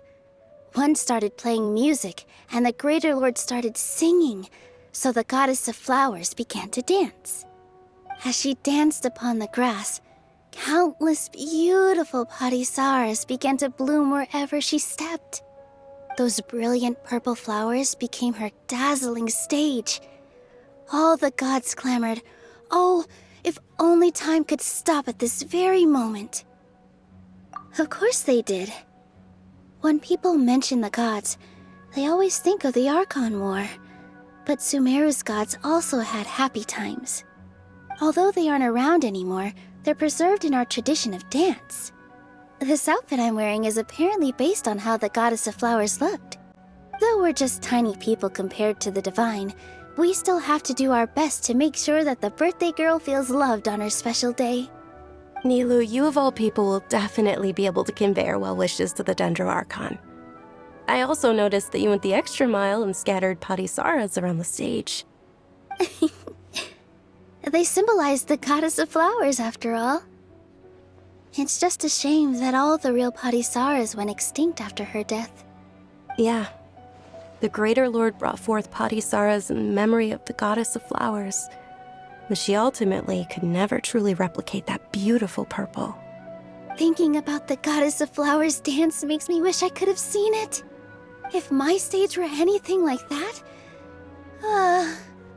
I'd be thrilled if I had just 2 real parisaras on the stage. So, Traveler and Paimon, what do you think? Interested in the Sub-Zeros festival? Will you two be coming? All of Lesser Lord Kusanali's followers will be there for her birthday. It'll be a good opportunity for you to learn more about her. Ooh, Paimon thinks that's a great idea! Of course Paimon wants to watch. Those two things aren't mutually exclusive, you know. So how about we all attend the Sub-Zeros festival together? Dunyarzad, let me show you which stage decorations we've picked out so far.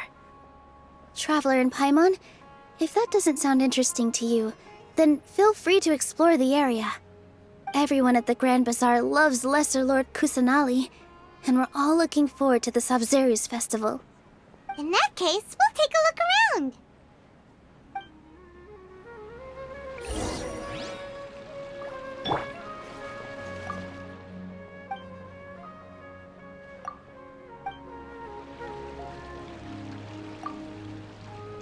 Whoa! What's with your yellow hair? And why do your clothes look so funny? Are you an Outlander? Did you know that the Sub-Zeros festival is about to happen? There'll be loads of fun things to do at the festival. But the best part is when Ferris, the Knight of Flowers, passes out candy to everyone!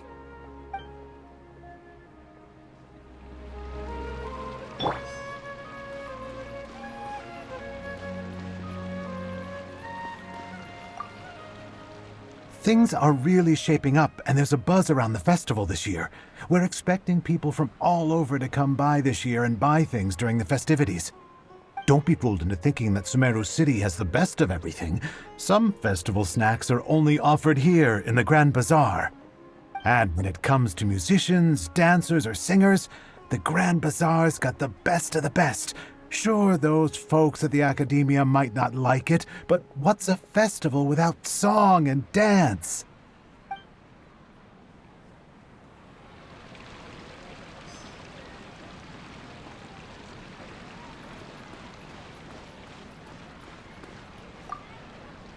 Ah, dancing at the Sub-Zero's festival.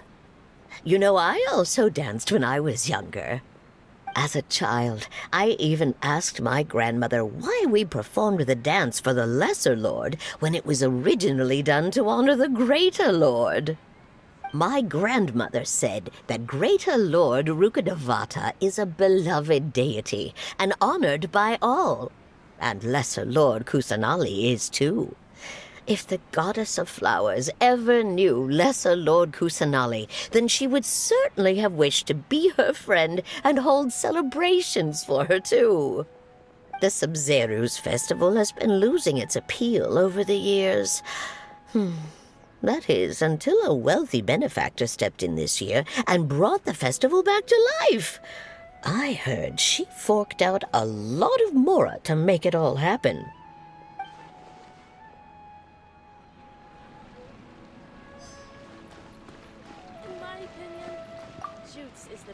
Huh. Revamping the stage for the festival couldn't have been easy, that's for sure. I bet this year's festival will be one to remember. I don't know much about the Grand Bazaar, but I do know that the residents here have a penchant for song and dance. Two things that the Academia doesn't particularly approve of. Oh, and the perfume sold around here is a lot better than what you'll find elsewhere. The fragrances are longer lasting and they're gentler on your skin and... I mean, that's what I've heard at least.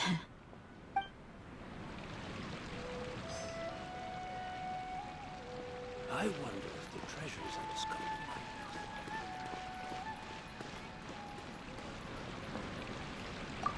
in my... Milu, your outfit looks amazing. There's also something different about you from when we first met up.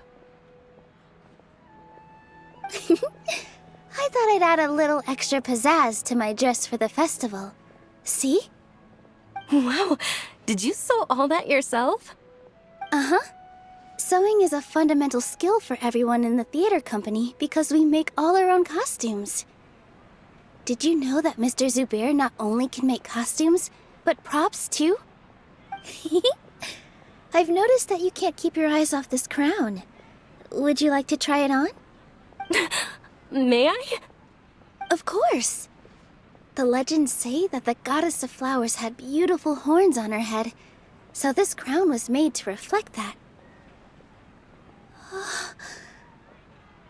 Dunyarzad, you look absolutely stunning with it on. It's like I'm looking at the goddess of flowers herself.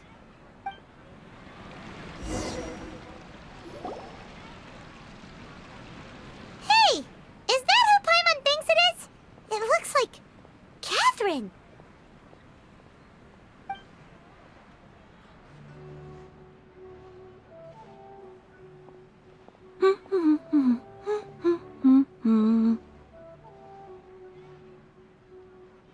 Huh. Come to think of it, Paimon's only ever seen her behind the counter at the Adventurers Guild. This is the first time we've ever seen her taking a break. Hey, Catherine! Huh? Oh, hey! It's the Traveler and Paimon! What's shaken? Whoa. Break time Catherine sure sounds a lot less formal than usual. Paimon was still waiting for her to say Ad Astra Abyssosque. Sure. Standing behind the counter at the Adventurers Guild doesn't require any complicated functions. But saying and doing the same old things over and over again can get pretty monotonous. Like watching the same Fontaine movie day after day. But take you two, for example. You travel across Teyvat to enrich your lives and gain new experiences. Well, we enjoy traveling across Teyvat and all that, but we're mainly looking for clues about his sister. Yes, you should keep searching. Sometimes the answers we're looking for aren't necessarily at our intended destination. Instead, they're found along the way. Huh. Haven't we heard someone say something pretty similar recently? Anyways, what brings you out here, Catherine? No, not particularly. I guess you could say that I'm loving the recent atmosphere here. If festivals bring happiness to everyone, then that's where their true value lies. Oh, it looks like it's about time for me to be heading back now. Alright, we'll see you next time at the Adventurers Guild. Oh, by the way, thanks for connecting us with the Eremites. We've already made some great friends in Sumeru City thanks to you. I'm sure you two will get along well with the people here. You've already been blessed by the element of Dendro after all. See you around.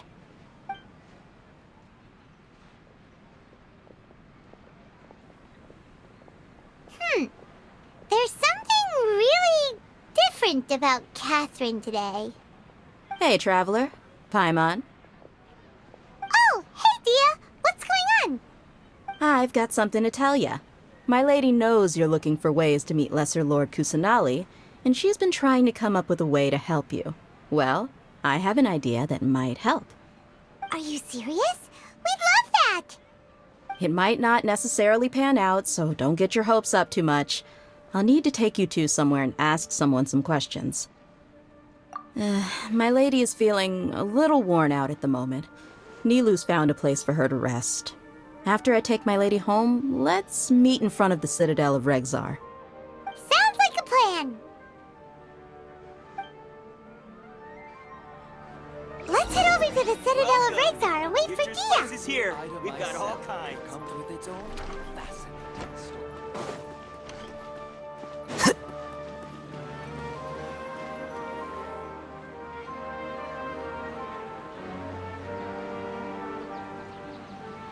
Sorry, I'm late. It took some convincing for the master and mistress to believe that Miss Dunyarzad was only sitting in the port for a while because she was in a bad mood. Anyway, I guess I should be thanking you. I haven't seen Miss Dunyarzad that happy in a long time. If it wasn't for you two, she probably would have been caught and dragged back much earlier. You sure sound a whole lot nicer than when we first met, Dia. Who would have thought you had such a soft spot for Dunyarzad? It's called being a professional. I'm a bodyguard, and I work for whoever's paying. Look, Dia's blushing. Listen, you two. I don't expect to be working for Miss Dunyarzad very long, but I hope to finish things on a positive note if possible. Let's cut the chit-chat and head into the Citadel. We'll see if the person I know has a way for you two to meet with the Lesser Lord.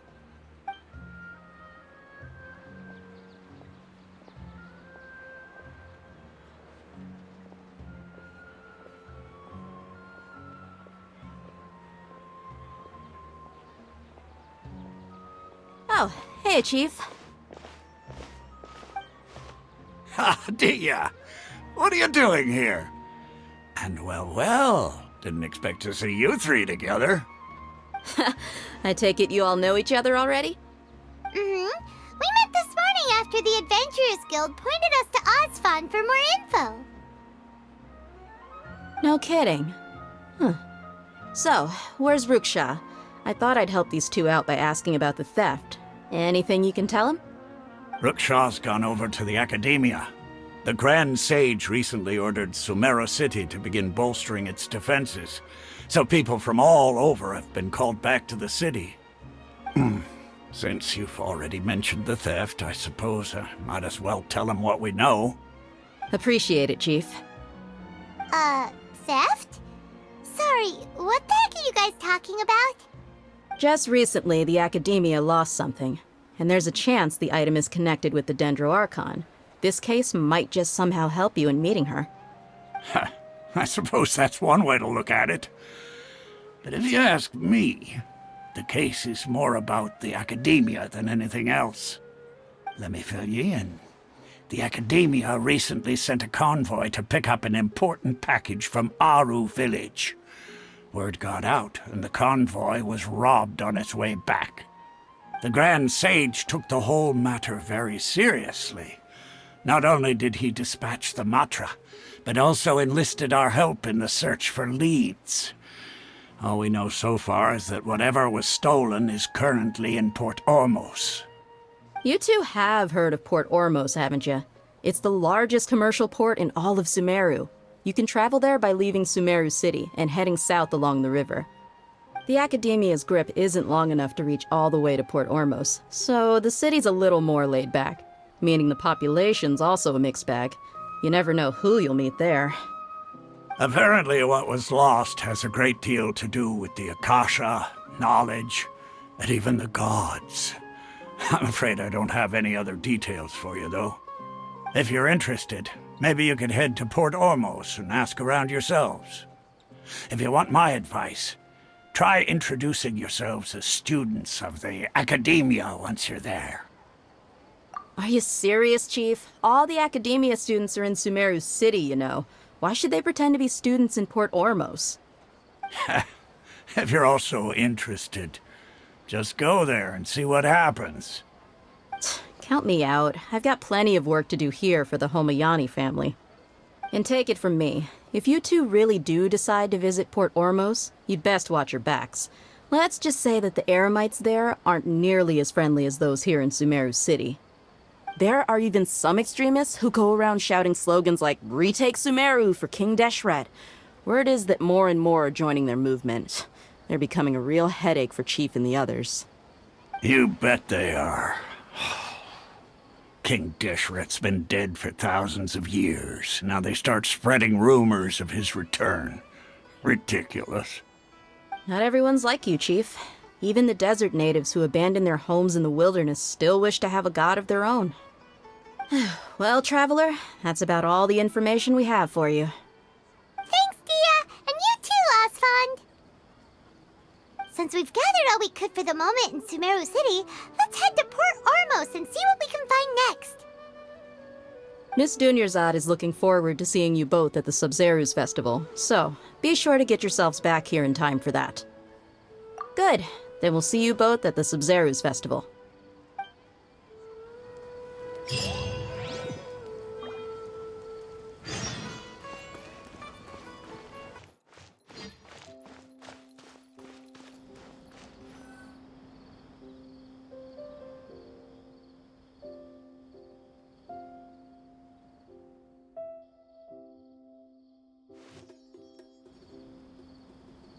Come and have a good look yourself. Traditional spices of the highest quality, made with pride and experience. You've got a deal. I can't thank you enough for always looking after my business. Believe me, I'm not making this up. Several Eremite mercenary groups are nearly in open conflict, but does the core of 30 care? And that's not all. Did you know that... Wow! Talk about hurly-burly! This place is busy! Well, guess that's only to be expected for the largest port in Sumeru. Maybe it's because of what Dia told us earlier, but Paimon can't seem to shake the feeling that there's also danger lurking in these crowds. Ooh. Let's get our bearings so we can start looking for leads. We know that whatever the Academia lost is related to the gods. But other than that, we don't have much else to go on. Osfund told us to try posing as Academia students while asking around. Paimon checked the Akasha on the way here, and the Academia doesn't seem to have any research facilities in Port Ormos. Paimon doesn't get it. Won't we look even more suspicious going around saying we're academia students and asking about the stolen item? Well, given all the people that come through here every day, if there's any information to be found, Paimon bets we could find it in the market. Let's ask around and see what we come up with.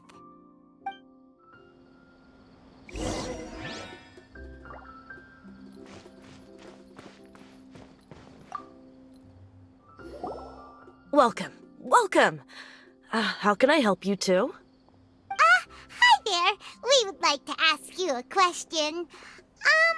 Do students from the academia ever come to Port Ormos? Of course. Especially around this time of year. Students from Sumeru City that are about to graduate often come to Port Ormos to cut loose a little. Many people often talk about how hard it is to get accepted into the academia, let alone graduate. But those who finish their studies and go on to become full-time researchers at the academia have it even harder. Sure, we may not be Sumeru City, but Port Ormos offers beautiful scenery and a stress-free environment. Some even say it's good luck to come to Port Ormos, so students and researchers come flocking here when things get to be too much at the academia. Ah, you see over there? Those are students from the academia. They've been looking worried and miserable ever since they got here a few days ago. If you ask me, the life of a merchant is better. So long as the Akasha teaches us what we need, then life is good. Those students seem to be discussing something. Let's see if we can listen in.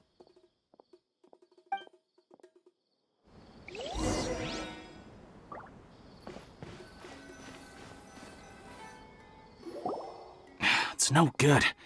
I've tried asking around, but I haven't been able to learn anything useful. Not to mention that a bunch of scary-looking Eremite mercenaries have been posted along the streets now. There's been a lot of fighting between the different Eremite factions in Port Ormos. If we choose to move on our own, then it would be wise to steer clear of them. Especially the group that's constantly shouting some stuff about King Deshred and some resurrection. I've even heard that the Citadel of Regzar is starting to get fed up with them. What was that group called again? Ein something or other? They're called Ein El Akhmar. Today, I heard that the thing we're after might be in their possession at the moment. Wait, come again? Don't you see? Many of the Eremites in Port Ormos deal with trading this kind of thing. They're usually pretty wary of outsiders, but not so with students of the academia. It's because the kind of goods that students are looking for aren't the kind of goods that Eremites are after. As long as they know you're a student, then deals can be made. I've heard that Ein El Hakmar likes to set up shop at the Jafar Tavern. Supposedly, if you're willing to part with 500,000 Mora, they'll give you info on anything. Wait, did you say 500,000? If information alone costs that much, then how could we ever afford to buy what we're looking for? I guess we might as well give up on trying to graduate this way. I wouldn't worry too much. Our field of research is very niche. Who else could possibly be after that kind of shady knowledge? I bet it's practically worthless to anyone aside from us. Oh, I guess that makes sense. Then the only thing left for us now is to find a way in. Why don't we all just pool our money together and pay for the information? Whoa! Did you hear that? A niche field of research and shady knowledge? It all sounds pretty suspicious to Paimon. Is knowledge something people just buy and sell like that? So, what's your plan? Wait, didn't you hear what they just said? Buying information is going to cost us 500,000 Mora! Have you lost your mind? Oh, all right. Paimon never thought she'd agree to parting with that kind of Mora. But if you know what you're doing, then we should give it a shot.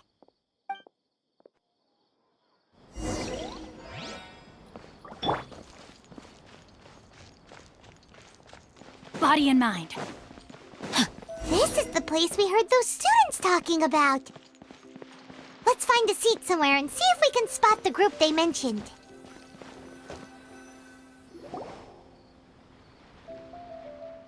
Oh, you've arrived. Please take a seat.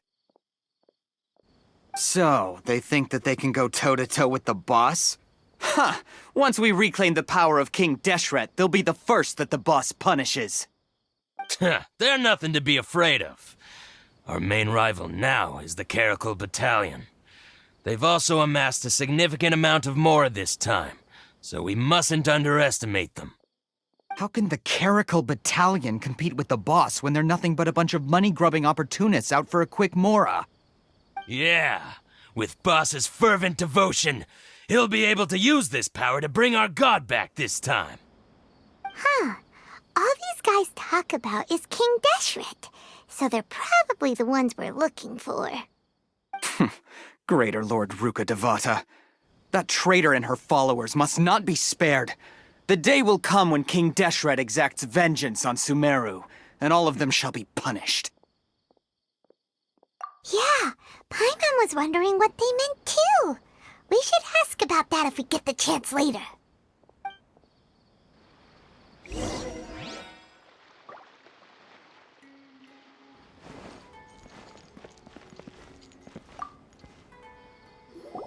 Huh? Who are you? What do you want? A traveler? Now's probably not the time to talk about that. Didn't the students say Eremites are wary of outsiders? A student?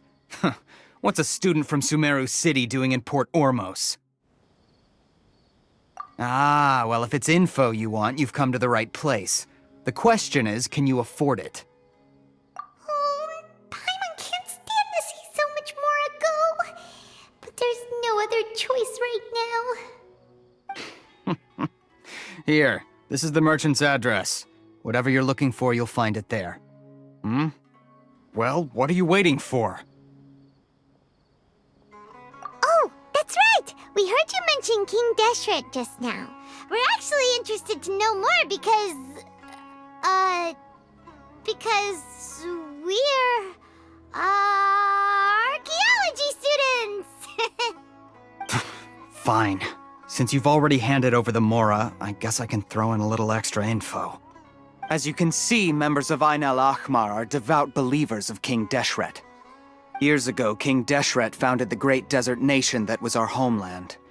It was an advanced civilization, far beyond anything you'll see in present-day Sumeru. King Deshret was the rightful god of wisdom, but he was betrayed by a companion he trusted. She even stripped him of his title, God of Wisdom. So, you mean the traitor was... Greater Lord Ruka Devata, yes. That shameless wretch destroyed King Deshret's civilization, and our ancestors were forced to flee to this land where we were made to suffer the tyranny of our enemies. Furthermore, she conspired with the Academia to cover up the truth of her actions, and create the merciful and benevolent facade for which she is now known. Ugh, just thinking about it sickens me. But the story doesn't end there, oh no. King Deshret isn't truly dead. The voice of the Oracle has been heard in the desert, prophesying his resurrection. Mark my words, our god shall return. And when that day comes, all followers of the traitor and all the desert dwellers who have forgotten their true god will suffer retribution together. If what I'm saying makes you shiver with fear, it might not be too late for you to become a believer of King Deshret. I don't have anything to say to you Academia people about that. I think this conversation has reached its end. Not just yet. This man is a fraud. Huh? You again? Deranged Academia lunatic. Yes, it's me again. I already warned you that if you weren't willing to sit and discuss things with me, I'd take measures to make things uncomfortable for you. Listen to me. That address he gave you is fake. Or at least, you won't find a merchant waiting for you there. This group has been boasting all around that they can provide information on a certain item as a means of luring people into their territory. Once you show up, they keep up the act until they have hard evidence that you want to purchase said item. Then they use that to squeeze you for all the Mora you're worth. Hey! Shut it all, Hatham! What are you playing at, trying to ruin our business like this, hmm? I told you the other day. I wish to discuss my terms with your boss. Ha! The boss made it perfectly clear that he won't negotiate with you. Yes, and in no uncertain terms. But that was then. It does not preclude him from changing his mind in the future. I'm warning you, don't push us, or this could get ugly. We don't usually get rough with people from the academia because it just complicates things. For a lunatic like you, though, we might just have to make an exception. If you're suggesting that we escalate this from a verbal exchange to a physical one, I accept. After all, even the Archons used war to negotiate the ownership of Teyvat. If, on the other hand, we can't agree on any means of negotiation at all, then I'm afraid my next course of action will sting a little more than the mere falling through of a few business deals. I will jeopardize the Eremites' reputation, which I know you value above all else. I am quite confident that if I began to take such action, your boss would willingly approach me himself. However, I fear that by then, some things will have happened that cannot be undone. Also, a word of advice. I suggest you tell your boss exactly what happened here today.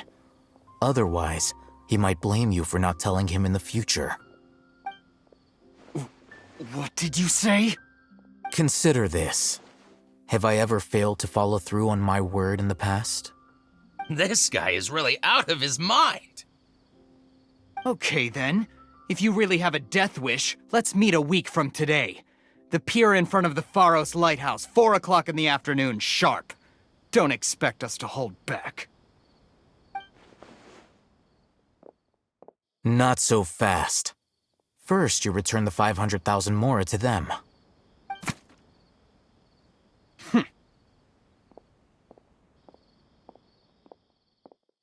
Please, I beg you, don't provoke them. We can't afford any trouble with this crowd. They haven't even paid for their food yet. Ah, Mr. Iman. There appears to be fewer staff in the restaurant recently. This wouldn't happen to be because they're all busy spreading the word to the students, would it? Well... Someone who chooses to do business with a group like that really can't afford to get so flustered the instant someone confronts them about it. Consider the meal compensation for our silence. I'd say you're getting an excellent deal. Whoa, did you see that? He not only got us our Mora back, but sent the Amorites running too! Plus, he seems to know a lot about what's going on around here. Let's catch up with him and ask some questions! He went that way! After him! Should I adjust the shipping schedule? What's going on? Fresh fruits and veggies, both quantity and quality. Wait up!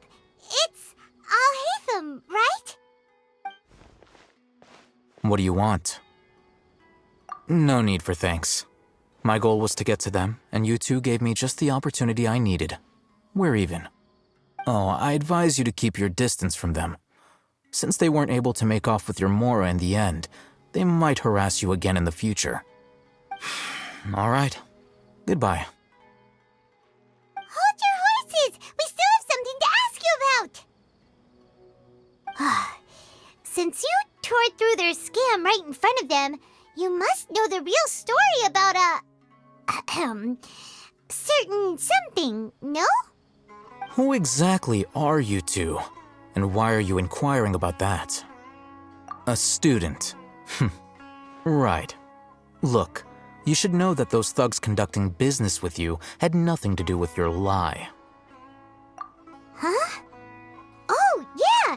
He's really strong. Weren't you saying something about a physical exchange? We can help with that. He doesn't even have a vision. Forget it. Maybe not, but he can still use elemental energy. Otherwise, there's no way we'd go asking for info from from guys like that. Those high-headed thugs are definitely gonna bring a lot of backup for your next meeting. Even if you don't go alone, you won't regret taking us with you.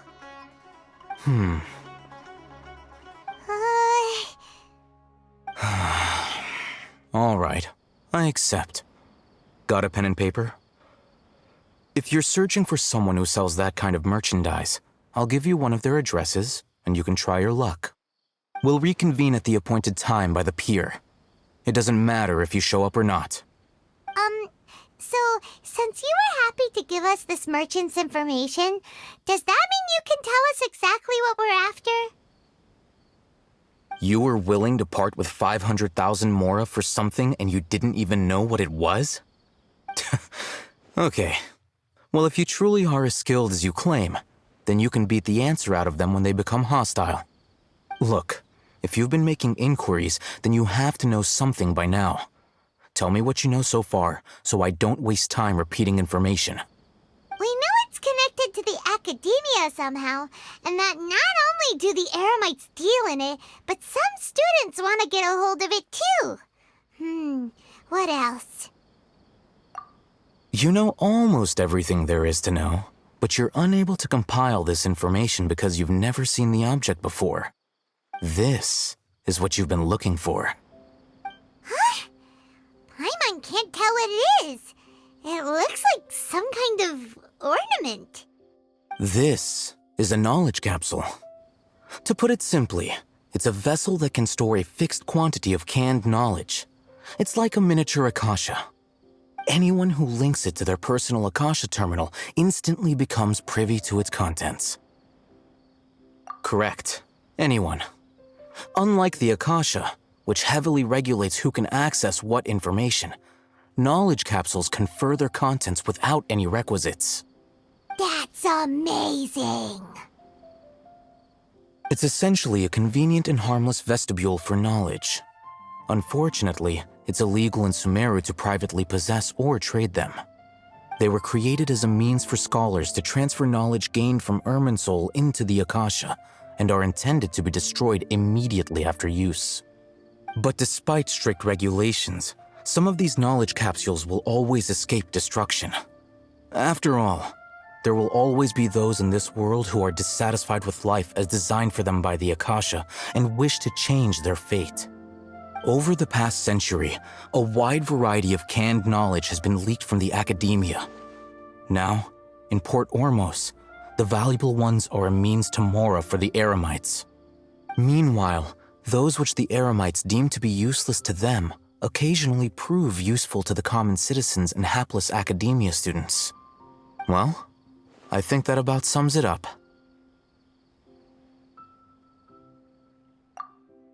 Oh, so that's your true objective. With our current arrangement, I don't believe I can offer an answer.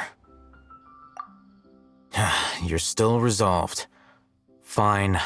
Let's talk somewhere with fewer people.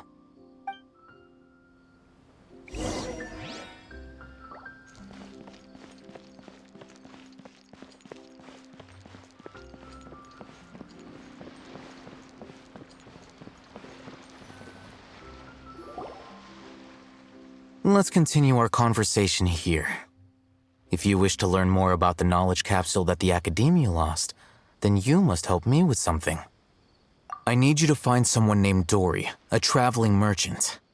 Unlike the peddlers who hawk inferior knowledge capsules, she often has quality goods in stock.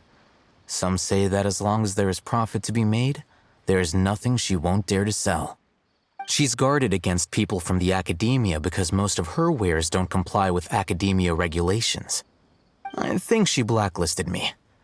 I met with her informant, but it soon became clear that they had no intention of letting me get any further. Become one of Dory's customers and earn her trust. This is my condition for further collaboration. Why do you want us to meet with her? Until you complete this task, you don't have question privileges. Fine. So how do we go about doing this? You two are Outlanders who haven't been here for long, so Dory should view you as safe clients. I'll give you the informant's address and their contact password. Beyond the password, though, I have no way of knowing what other tricks she might have up her sleeve. You'll have to improvise. This is kind of nerve-wracking. The true challenge begins after you meet her. She has a keen nose for mora and a shrewd eye for wares, and she only likes customers who she deems to have good taste. I'll prepare some funds for you. Buy her highest quality wares and earn her approval. But we only just saw a knowledge capsule for the first time. We don't know how to tell which ones are good and which ones are bad. Is that something we can learn quickly? That's true. Have you two heard of elemental sight? Oh? That's a surprise. Guess I'll have to hold you in higher regard. Anyway, that ability should resolve your issue.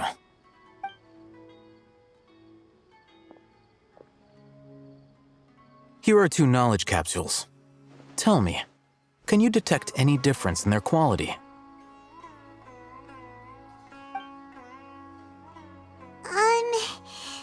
They look the same to Paimon.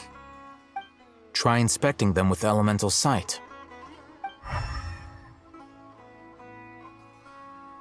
How'd it go? Did you see anything? Rumor has it that higher quality knowledge capsules generally appear brighter when viewed through elemental sight. That's because knowledge originates from Irminsul, the root of Dendro power itself. The more powerful the knowledge, the richer it is in Dendro energy. However, some canned knowledge with a high concentration of elemental energy is of little use in contemporary times, so those capsules are of little value.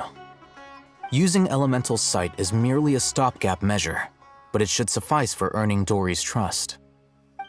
That sounds pretty impressive. Here's a sheet with the informant's location and contact password, and here is the mora for purchasing canned knowledge. Don't be cheap. You'll need to spend to catch Dory's eye. If there's any mora left over, just keep it. Oh, and be sure to exercise some caution. There have been Matra present in Port Ormos lately. Your efforts will be for naught if they catch you. Matra? They belong to the Academia's regulatory body. They also handle cases of illegal canned knowledge transactions. Like I said, the Academia has banned both their trade and possession. The Matra are razor sharp. You're in for nothing good if they lock their sights onto you. If you two want to back out, now's the time. Okay, then we have a deal. If you succeed in your dealings with Dory, come find me at the Wikela Funduk. We'll have an open discussion then. Looking at what Al-Haytham wrote, Dory's informant is a trader near Old Ormos. Let's follow these instructions and try to get in contact with him.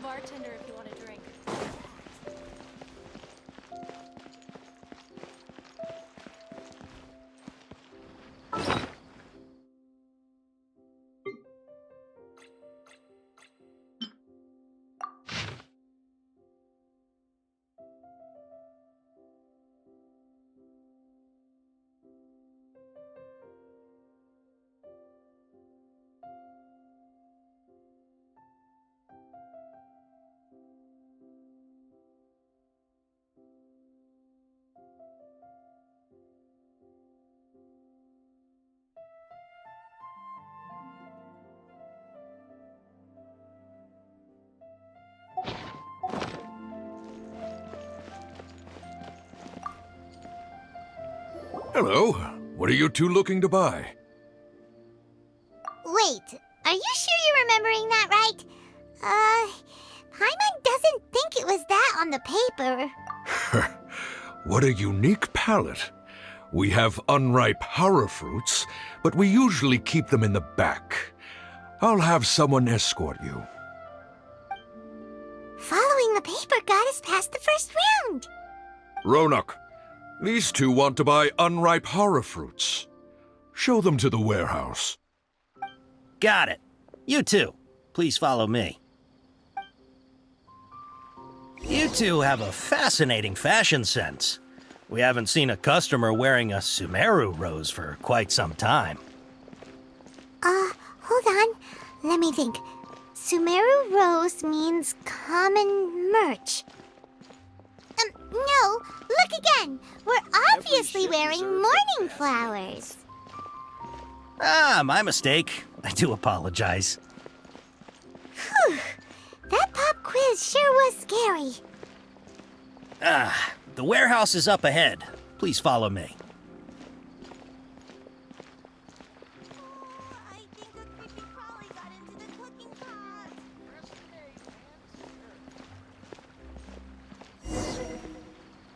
Before I retrieve your product, please forgive me, but we may not have sufficient stock for you today.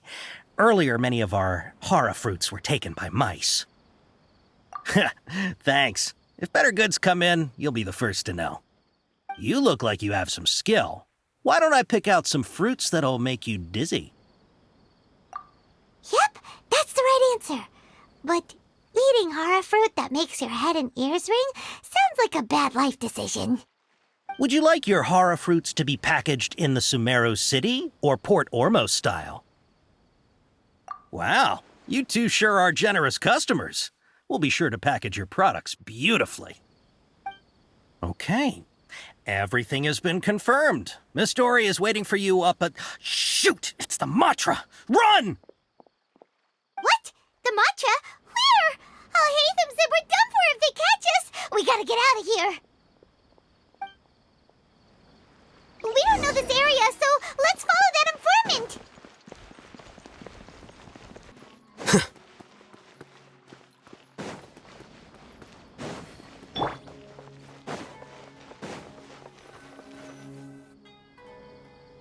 He ran that way.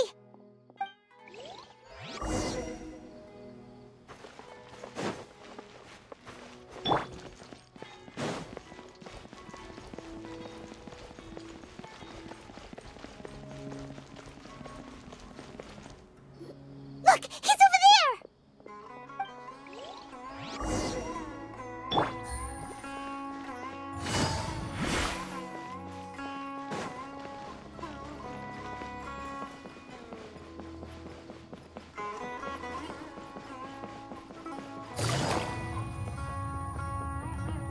Hey!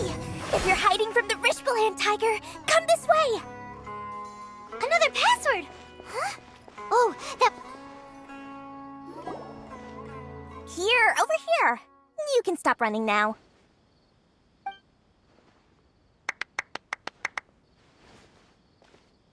So you were the one who was calling out to us just now. But, are we definitely gonna be safe here? These two good customers wish to buy some hara fruit, Miss Dory. And if there's nothing else, I'll just excuse myself. Oh, very good. Thank you.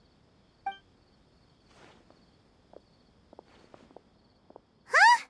Wait, you're Dory? Paimon sure thought you'd look a whole lot scarier. Hey, what are you trying to say, Princess Pea-Brain? I can be scary enough when I need to be, believe you me. If you don't watch what you say, then you can forget about doing any business. But it seems you two have actually done pretty well so far. Not only did you manage to find the informant, your reactions were also pretty sharp. You don't really look like criminals or anything, but I bet my Mora that you've been involved in some shady dealings, haven't you? Paimon's not sure if that's supposed to be a compliment, but we'll take it. I can't risk doing business with people who start huffing and puffing after just a few paces, no matter how much Mora they might have. Not only will they get caught by the Matra, but they'll also get us into trouble. As decent folks trying to run an honest business, we don't need any of that. Wouldn't you agree? So that's why I prefer to have customers like you. It's your first time here, but don't worry, I won't ask too many questions. Even if you wish to buy enough knowledge capsules to decorate your house with, please knock yourself out. As long as you have lots of round, shiny Mora, then we're all good. Ah, yes, of course, of course. Go ahead, help yourselves. Voila! Wow, she has a trove of canned knowledge. Whew. She'd probably be in serious trouble if the Matra caught her with all this. What kind of products do you seek, my dear customers? Don't worry, I'm not interested in your reasons for buying. I can, however, offer some suggestions. Take this one, for example.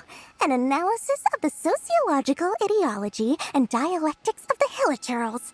Only 3 people in all of Tevat have ever studied it, making it extremely rare. It's on sale now for 350,000 Mora. Yeesh, who would want want to be an expert in that topic. Or how about the architectural styles and construction methods of Teyvat in the early Archon War period? With this one, you can become an expert in historic architecture preservation and find an excellent, well-paying job in nearly any nation. Ooh, now this sounds like it could be useful. 2 million Mora, and it's yours. No discounts. Whoa! That's a lot of Mora! Of course, you are free to pick whatever your heart's desire. The contents and price of each knowledge capsule are indicated in small text on the body of each one, down at the bottom. Alright, let's try the method that Alhaitham mentioned.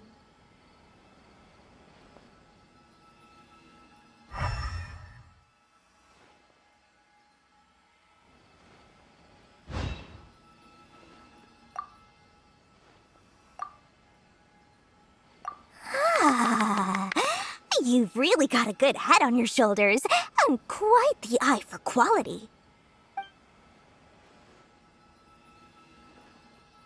We'll take these, please and thank you. My oh my, you are blessed with a taste for both the exquisite and the extravagant. Customers like you are a rare breed. 1 in 100. No, 1 in 1,000 even. Listen. I have a special offer for you two. If you spend just 100,000 Mora more, you can pick any knowledge capsule of your choice up to a value of 1 million Mora. Say what now? Hey, did you hear that? Spend another 100K and we get a capsule worth a whole million! But all the canned knowledge we just bought is easily worth 500,000 Mora. If we spend just a little more, we can get something worth 1 million Mora.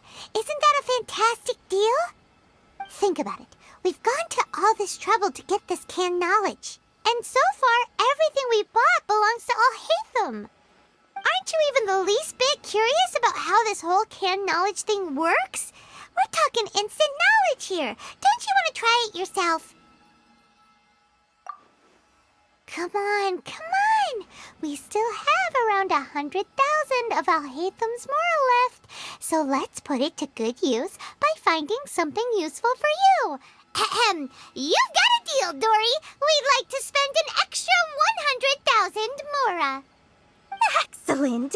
Then please, select from this fine collection of canned knowledge over here.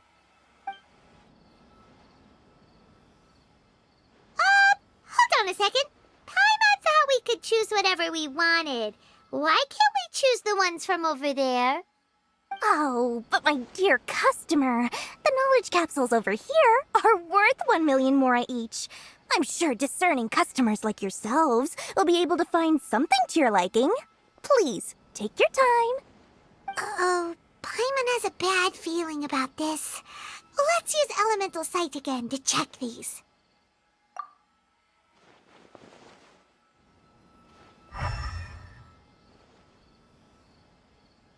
So, what did you see? So, they're all worth about the same amount? Well, anyway, the Mora's already been spent, so let's at least try to find something useful. Let Paimon take a look here. An introduction to traditional Sumeru brewing techniques, the art of growing spices, an overview of ancient runes. Oh, how about this one? Sword Fighting Techniques 8. Not sure we'd ever find volumes 1 through 7, but at least this knowledge should be useful, right? Let's go with this one. Dory, we'll take this one. All right, very good.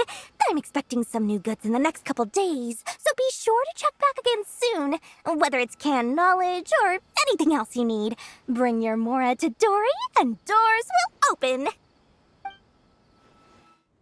Our dealings with Dory went smoothly enough. Let's head to Wakala Funduk and meet up with Alhaitham. Hopefully now he'll finally tell us about what the Academia lost.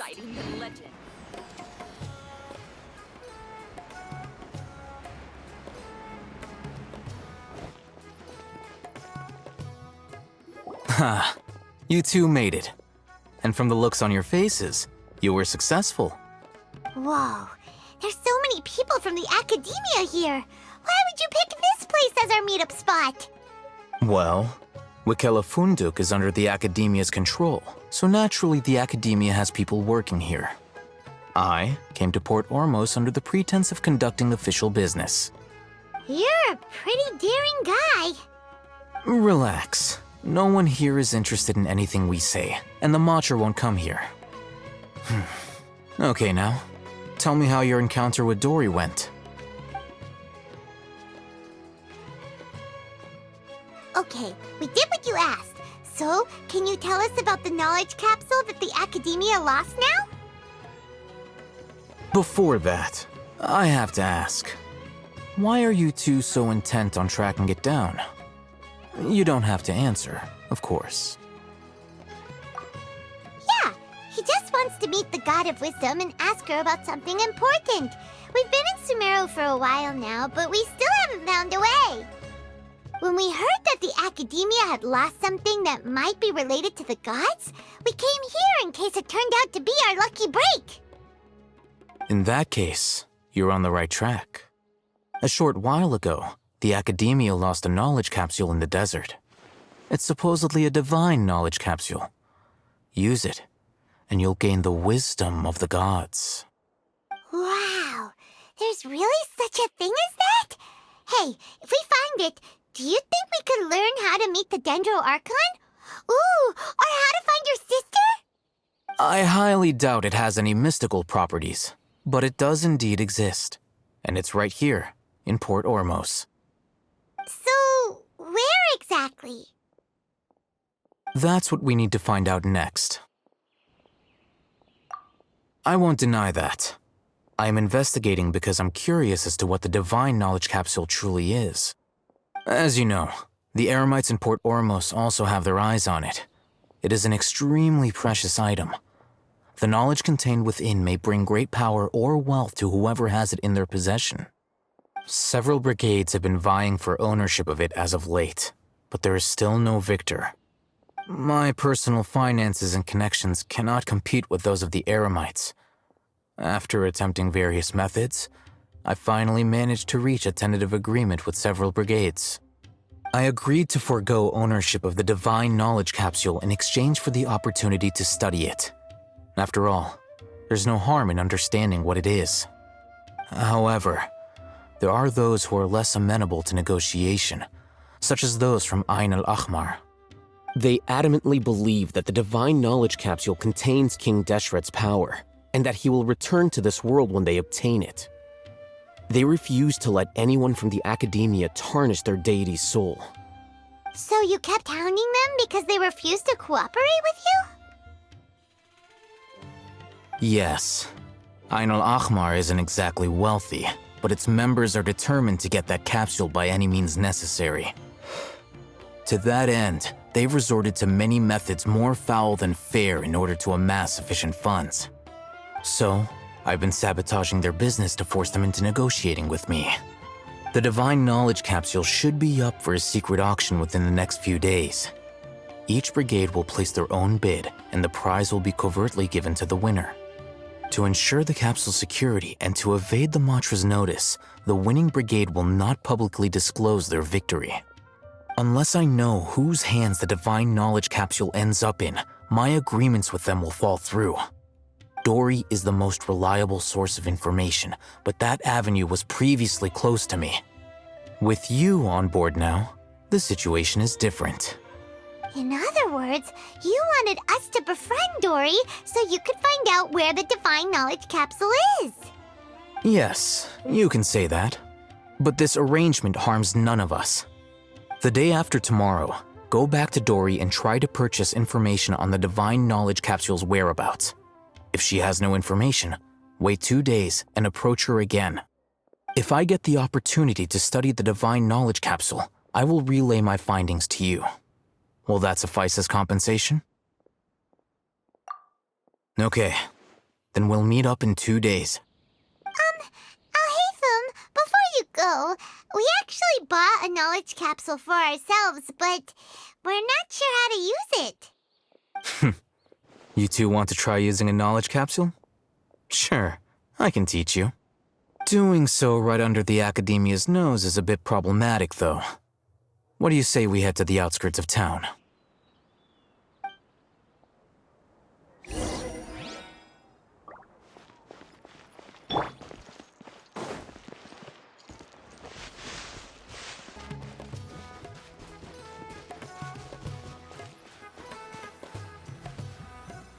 All right, this place works. Show me the capsule you purchased. Here. Sword Fighting Techniques 8. Huh.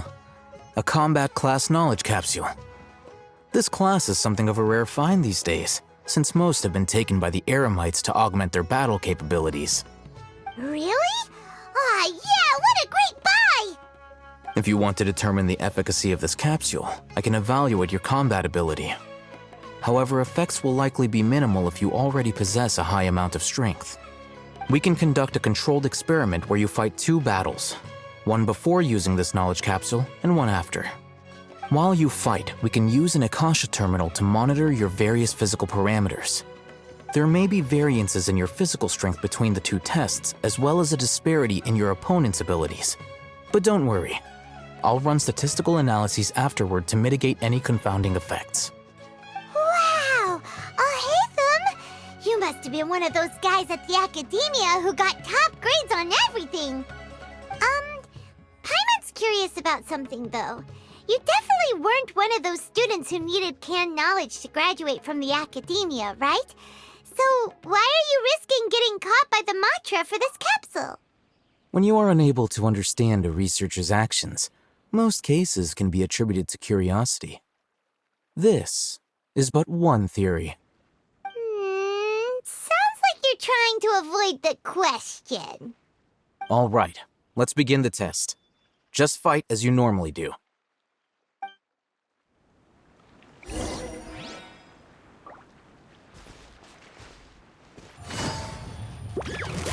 Gotcha.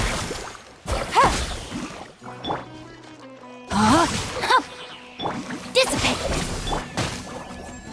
Here you are.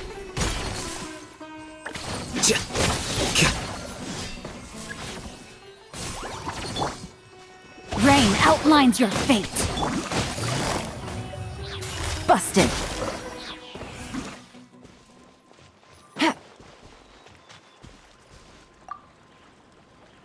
All right.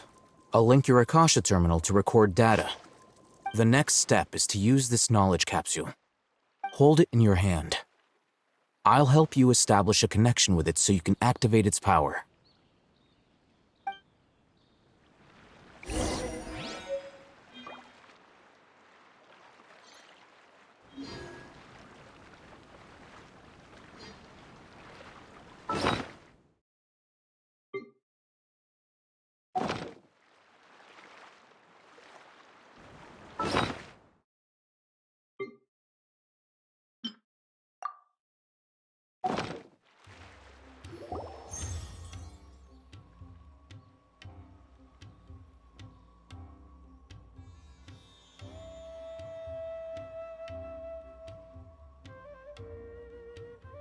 Hey, how are you feeling?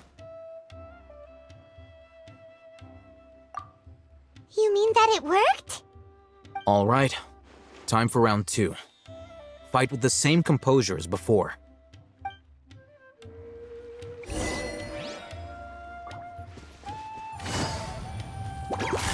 Quietly now. No, my sword! Stand with me!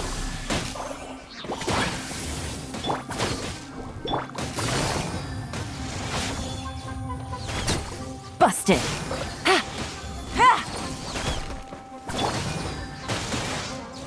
Out of my way! Dissipate! Rain outlines your fate.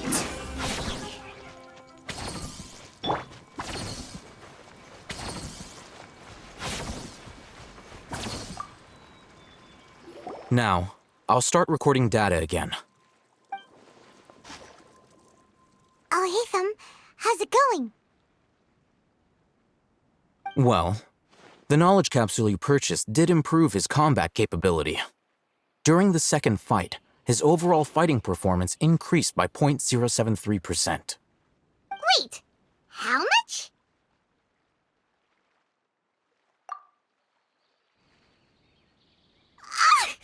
Dory's such a jerk! She totally scammed us! 1 million mora? This thing isn't worth a tenth of that amount! Of course, this could be because he is so powerful that the capsule's contents were unable to produce a substantial increase. At the very least, this test allowed me to gain more insight into you two. Our deal seems increasingly worth my investment. I'm heading back to Ikela Funduk. I await your response in 2 days' time. This is Mora for when you ask Dory for information. Pay her as much as she requests.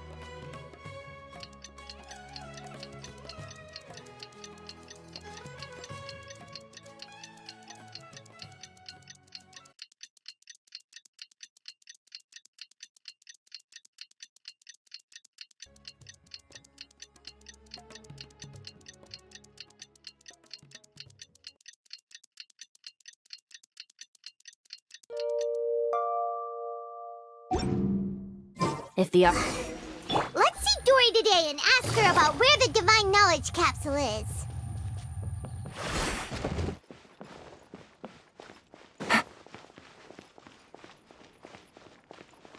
Does this make sense to you, Cece? Here, over here! Oh, welcome back, my loyal patrons. What can I do for you this time?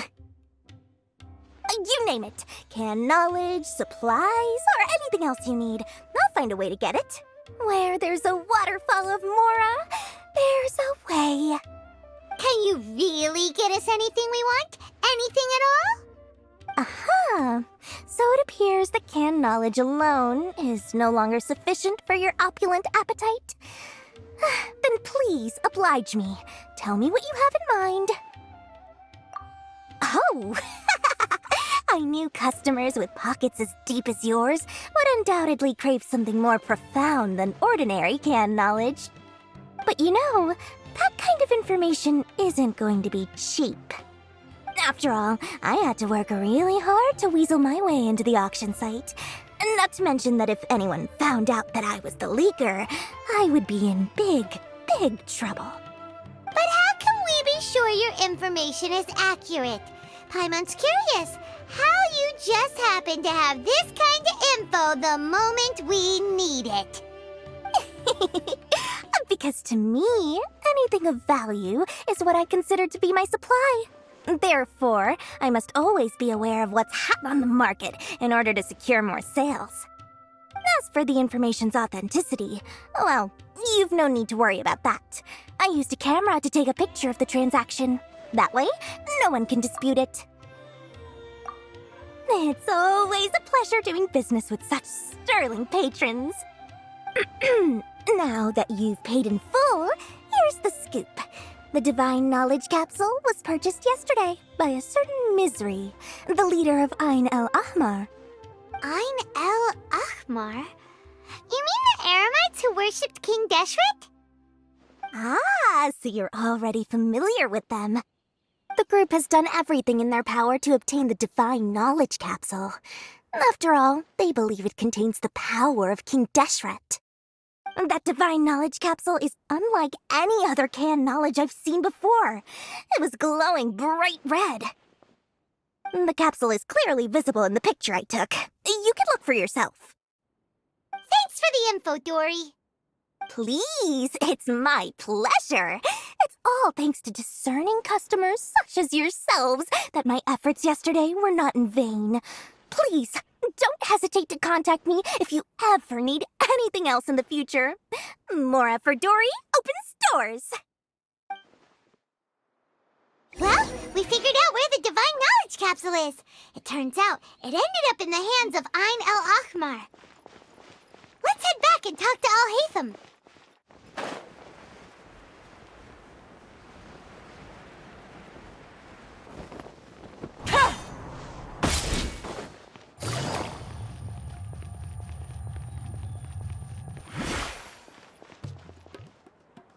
Al-Haytham, we got the info you wanted. Really? All right. Let's hear it. Dory even gave us evidence to verify the intel. Have a look. Huh, look at that. Clear as day. It must have taken some guts just to infiltrate the scene of the Eremites transaction. But then to get close enough to take a picture like this. Bold move, Dory. Very bold move. All right. The person in this picture is indeed Misery, the leader of Ain el-Ahmar. And the glowing red capsule he's holding appears to be the Divine Knowledge Capsule. In which case, if we play our cards right, when we confront them next week, we should be able to force them to show their hand. At first, Paimon didn't get why you were provoking these Ain el-Ahmar guys. But now, it sort of makes sense. Everything's playing right into your hands. After we defeat them, we can finally have a serious talk with their boss and get them to lend us the Divine Knowledge Capsule. Thank you for your time and efforts. Take a few days off while I make some preparations. Let's meet up again on the afternoon of the arranged date, 3 o'clock sharp. See you then.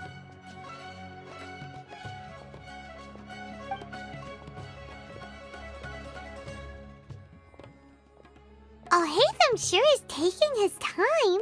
Where could he be? Oh, there he is. Sorry to keep you waiting. Let's head to the pier in front of Pharos Lighthouse. Yep, let's go.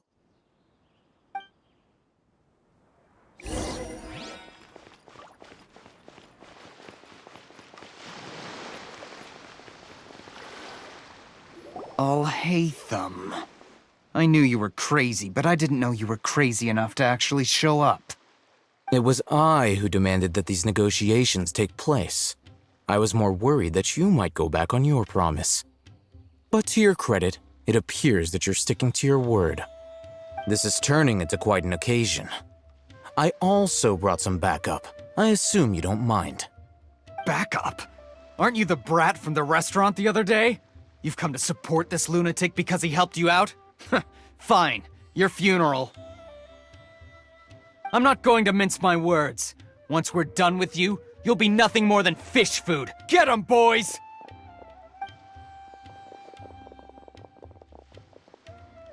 Uh-oh, here they come. Good luck, you two. That's close enough. Gotcha. Witness the power of Gugwa. Our bond is strong. Scatter. Things are about to get dicey.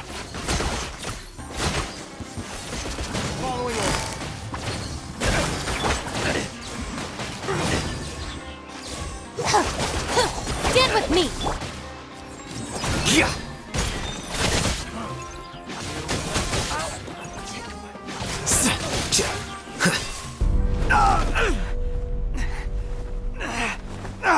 Academia scum!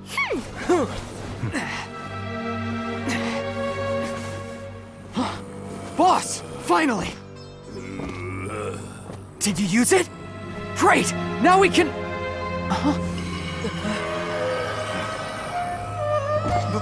Boss?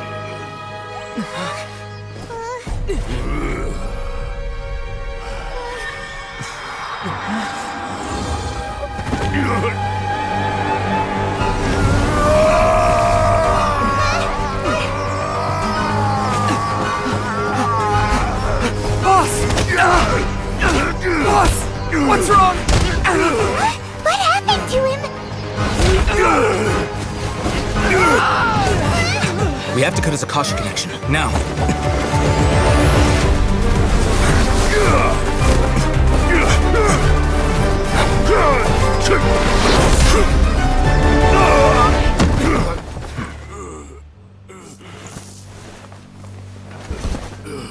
Target acquired! Arrest him!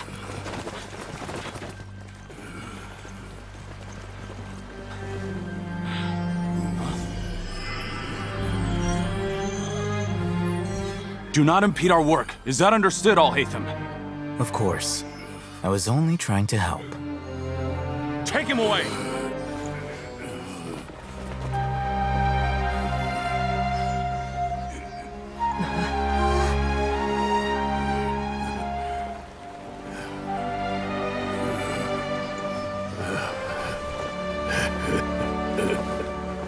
World, forget me.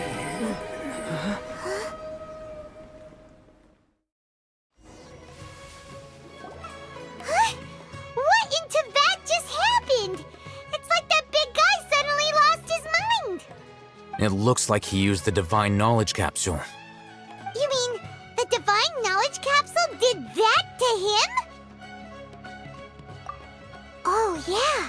You mean how some researchers go insane after getting knowledge from Irminsul? I've heard of numerous incidents of researchers in Satyavada life going insane. The state that man is now in suggests that this is a similar situation. This Divine Knowledge Capsule does appear to be linked to the gods, but beyond that, it doesn't seem anything like the rumors suggest. Possessing it doesn't grant you divine wisdom or power. Did you hear what he said? World, forget me. What could that possibly mean?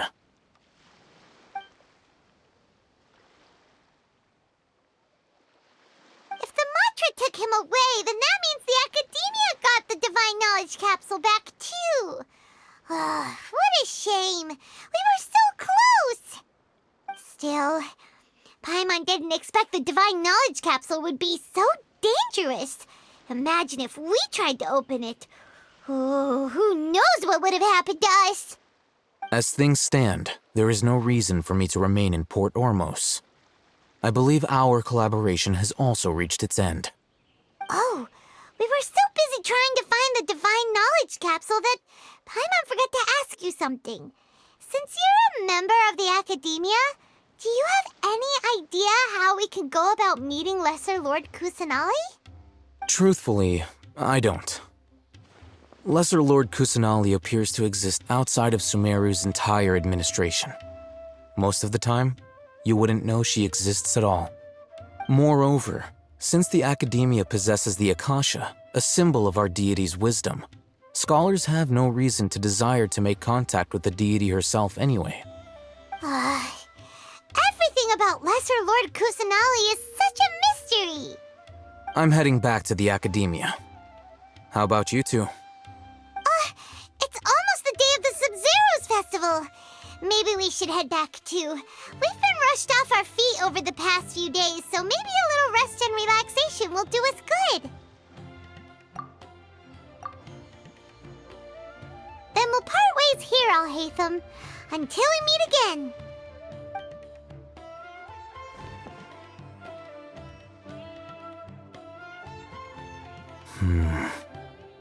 Now, do I deal with this thing first?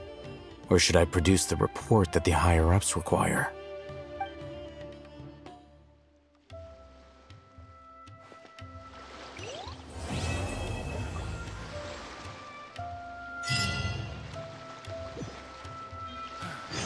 That's enough work for today.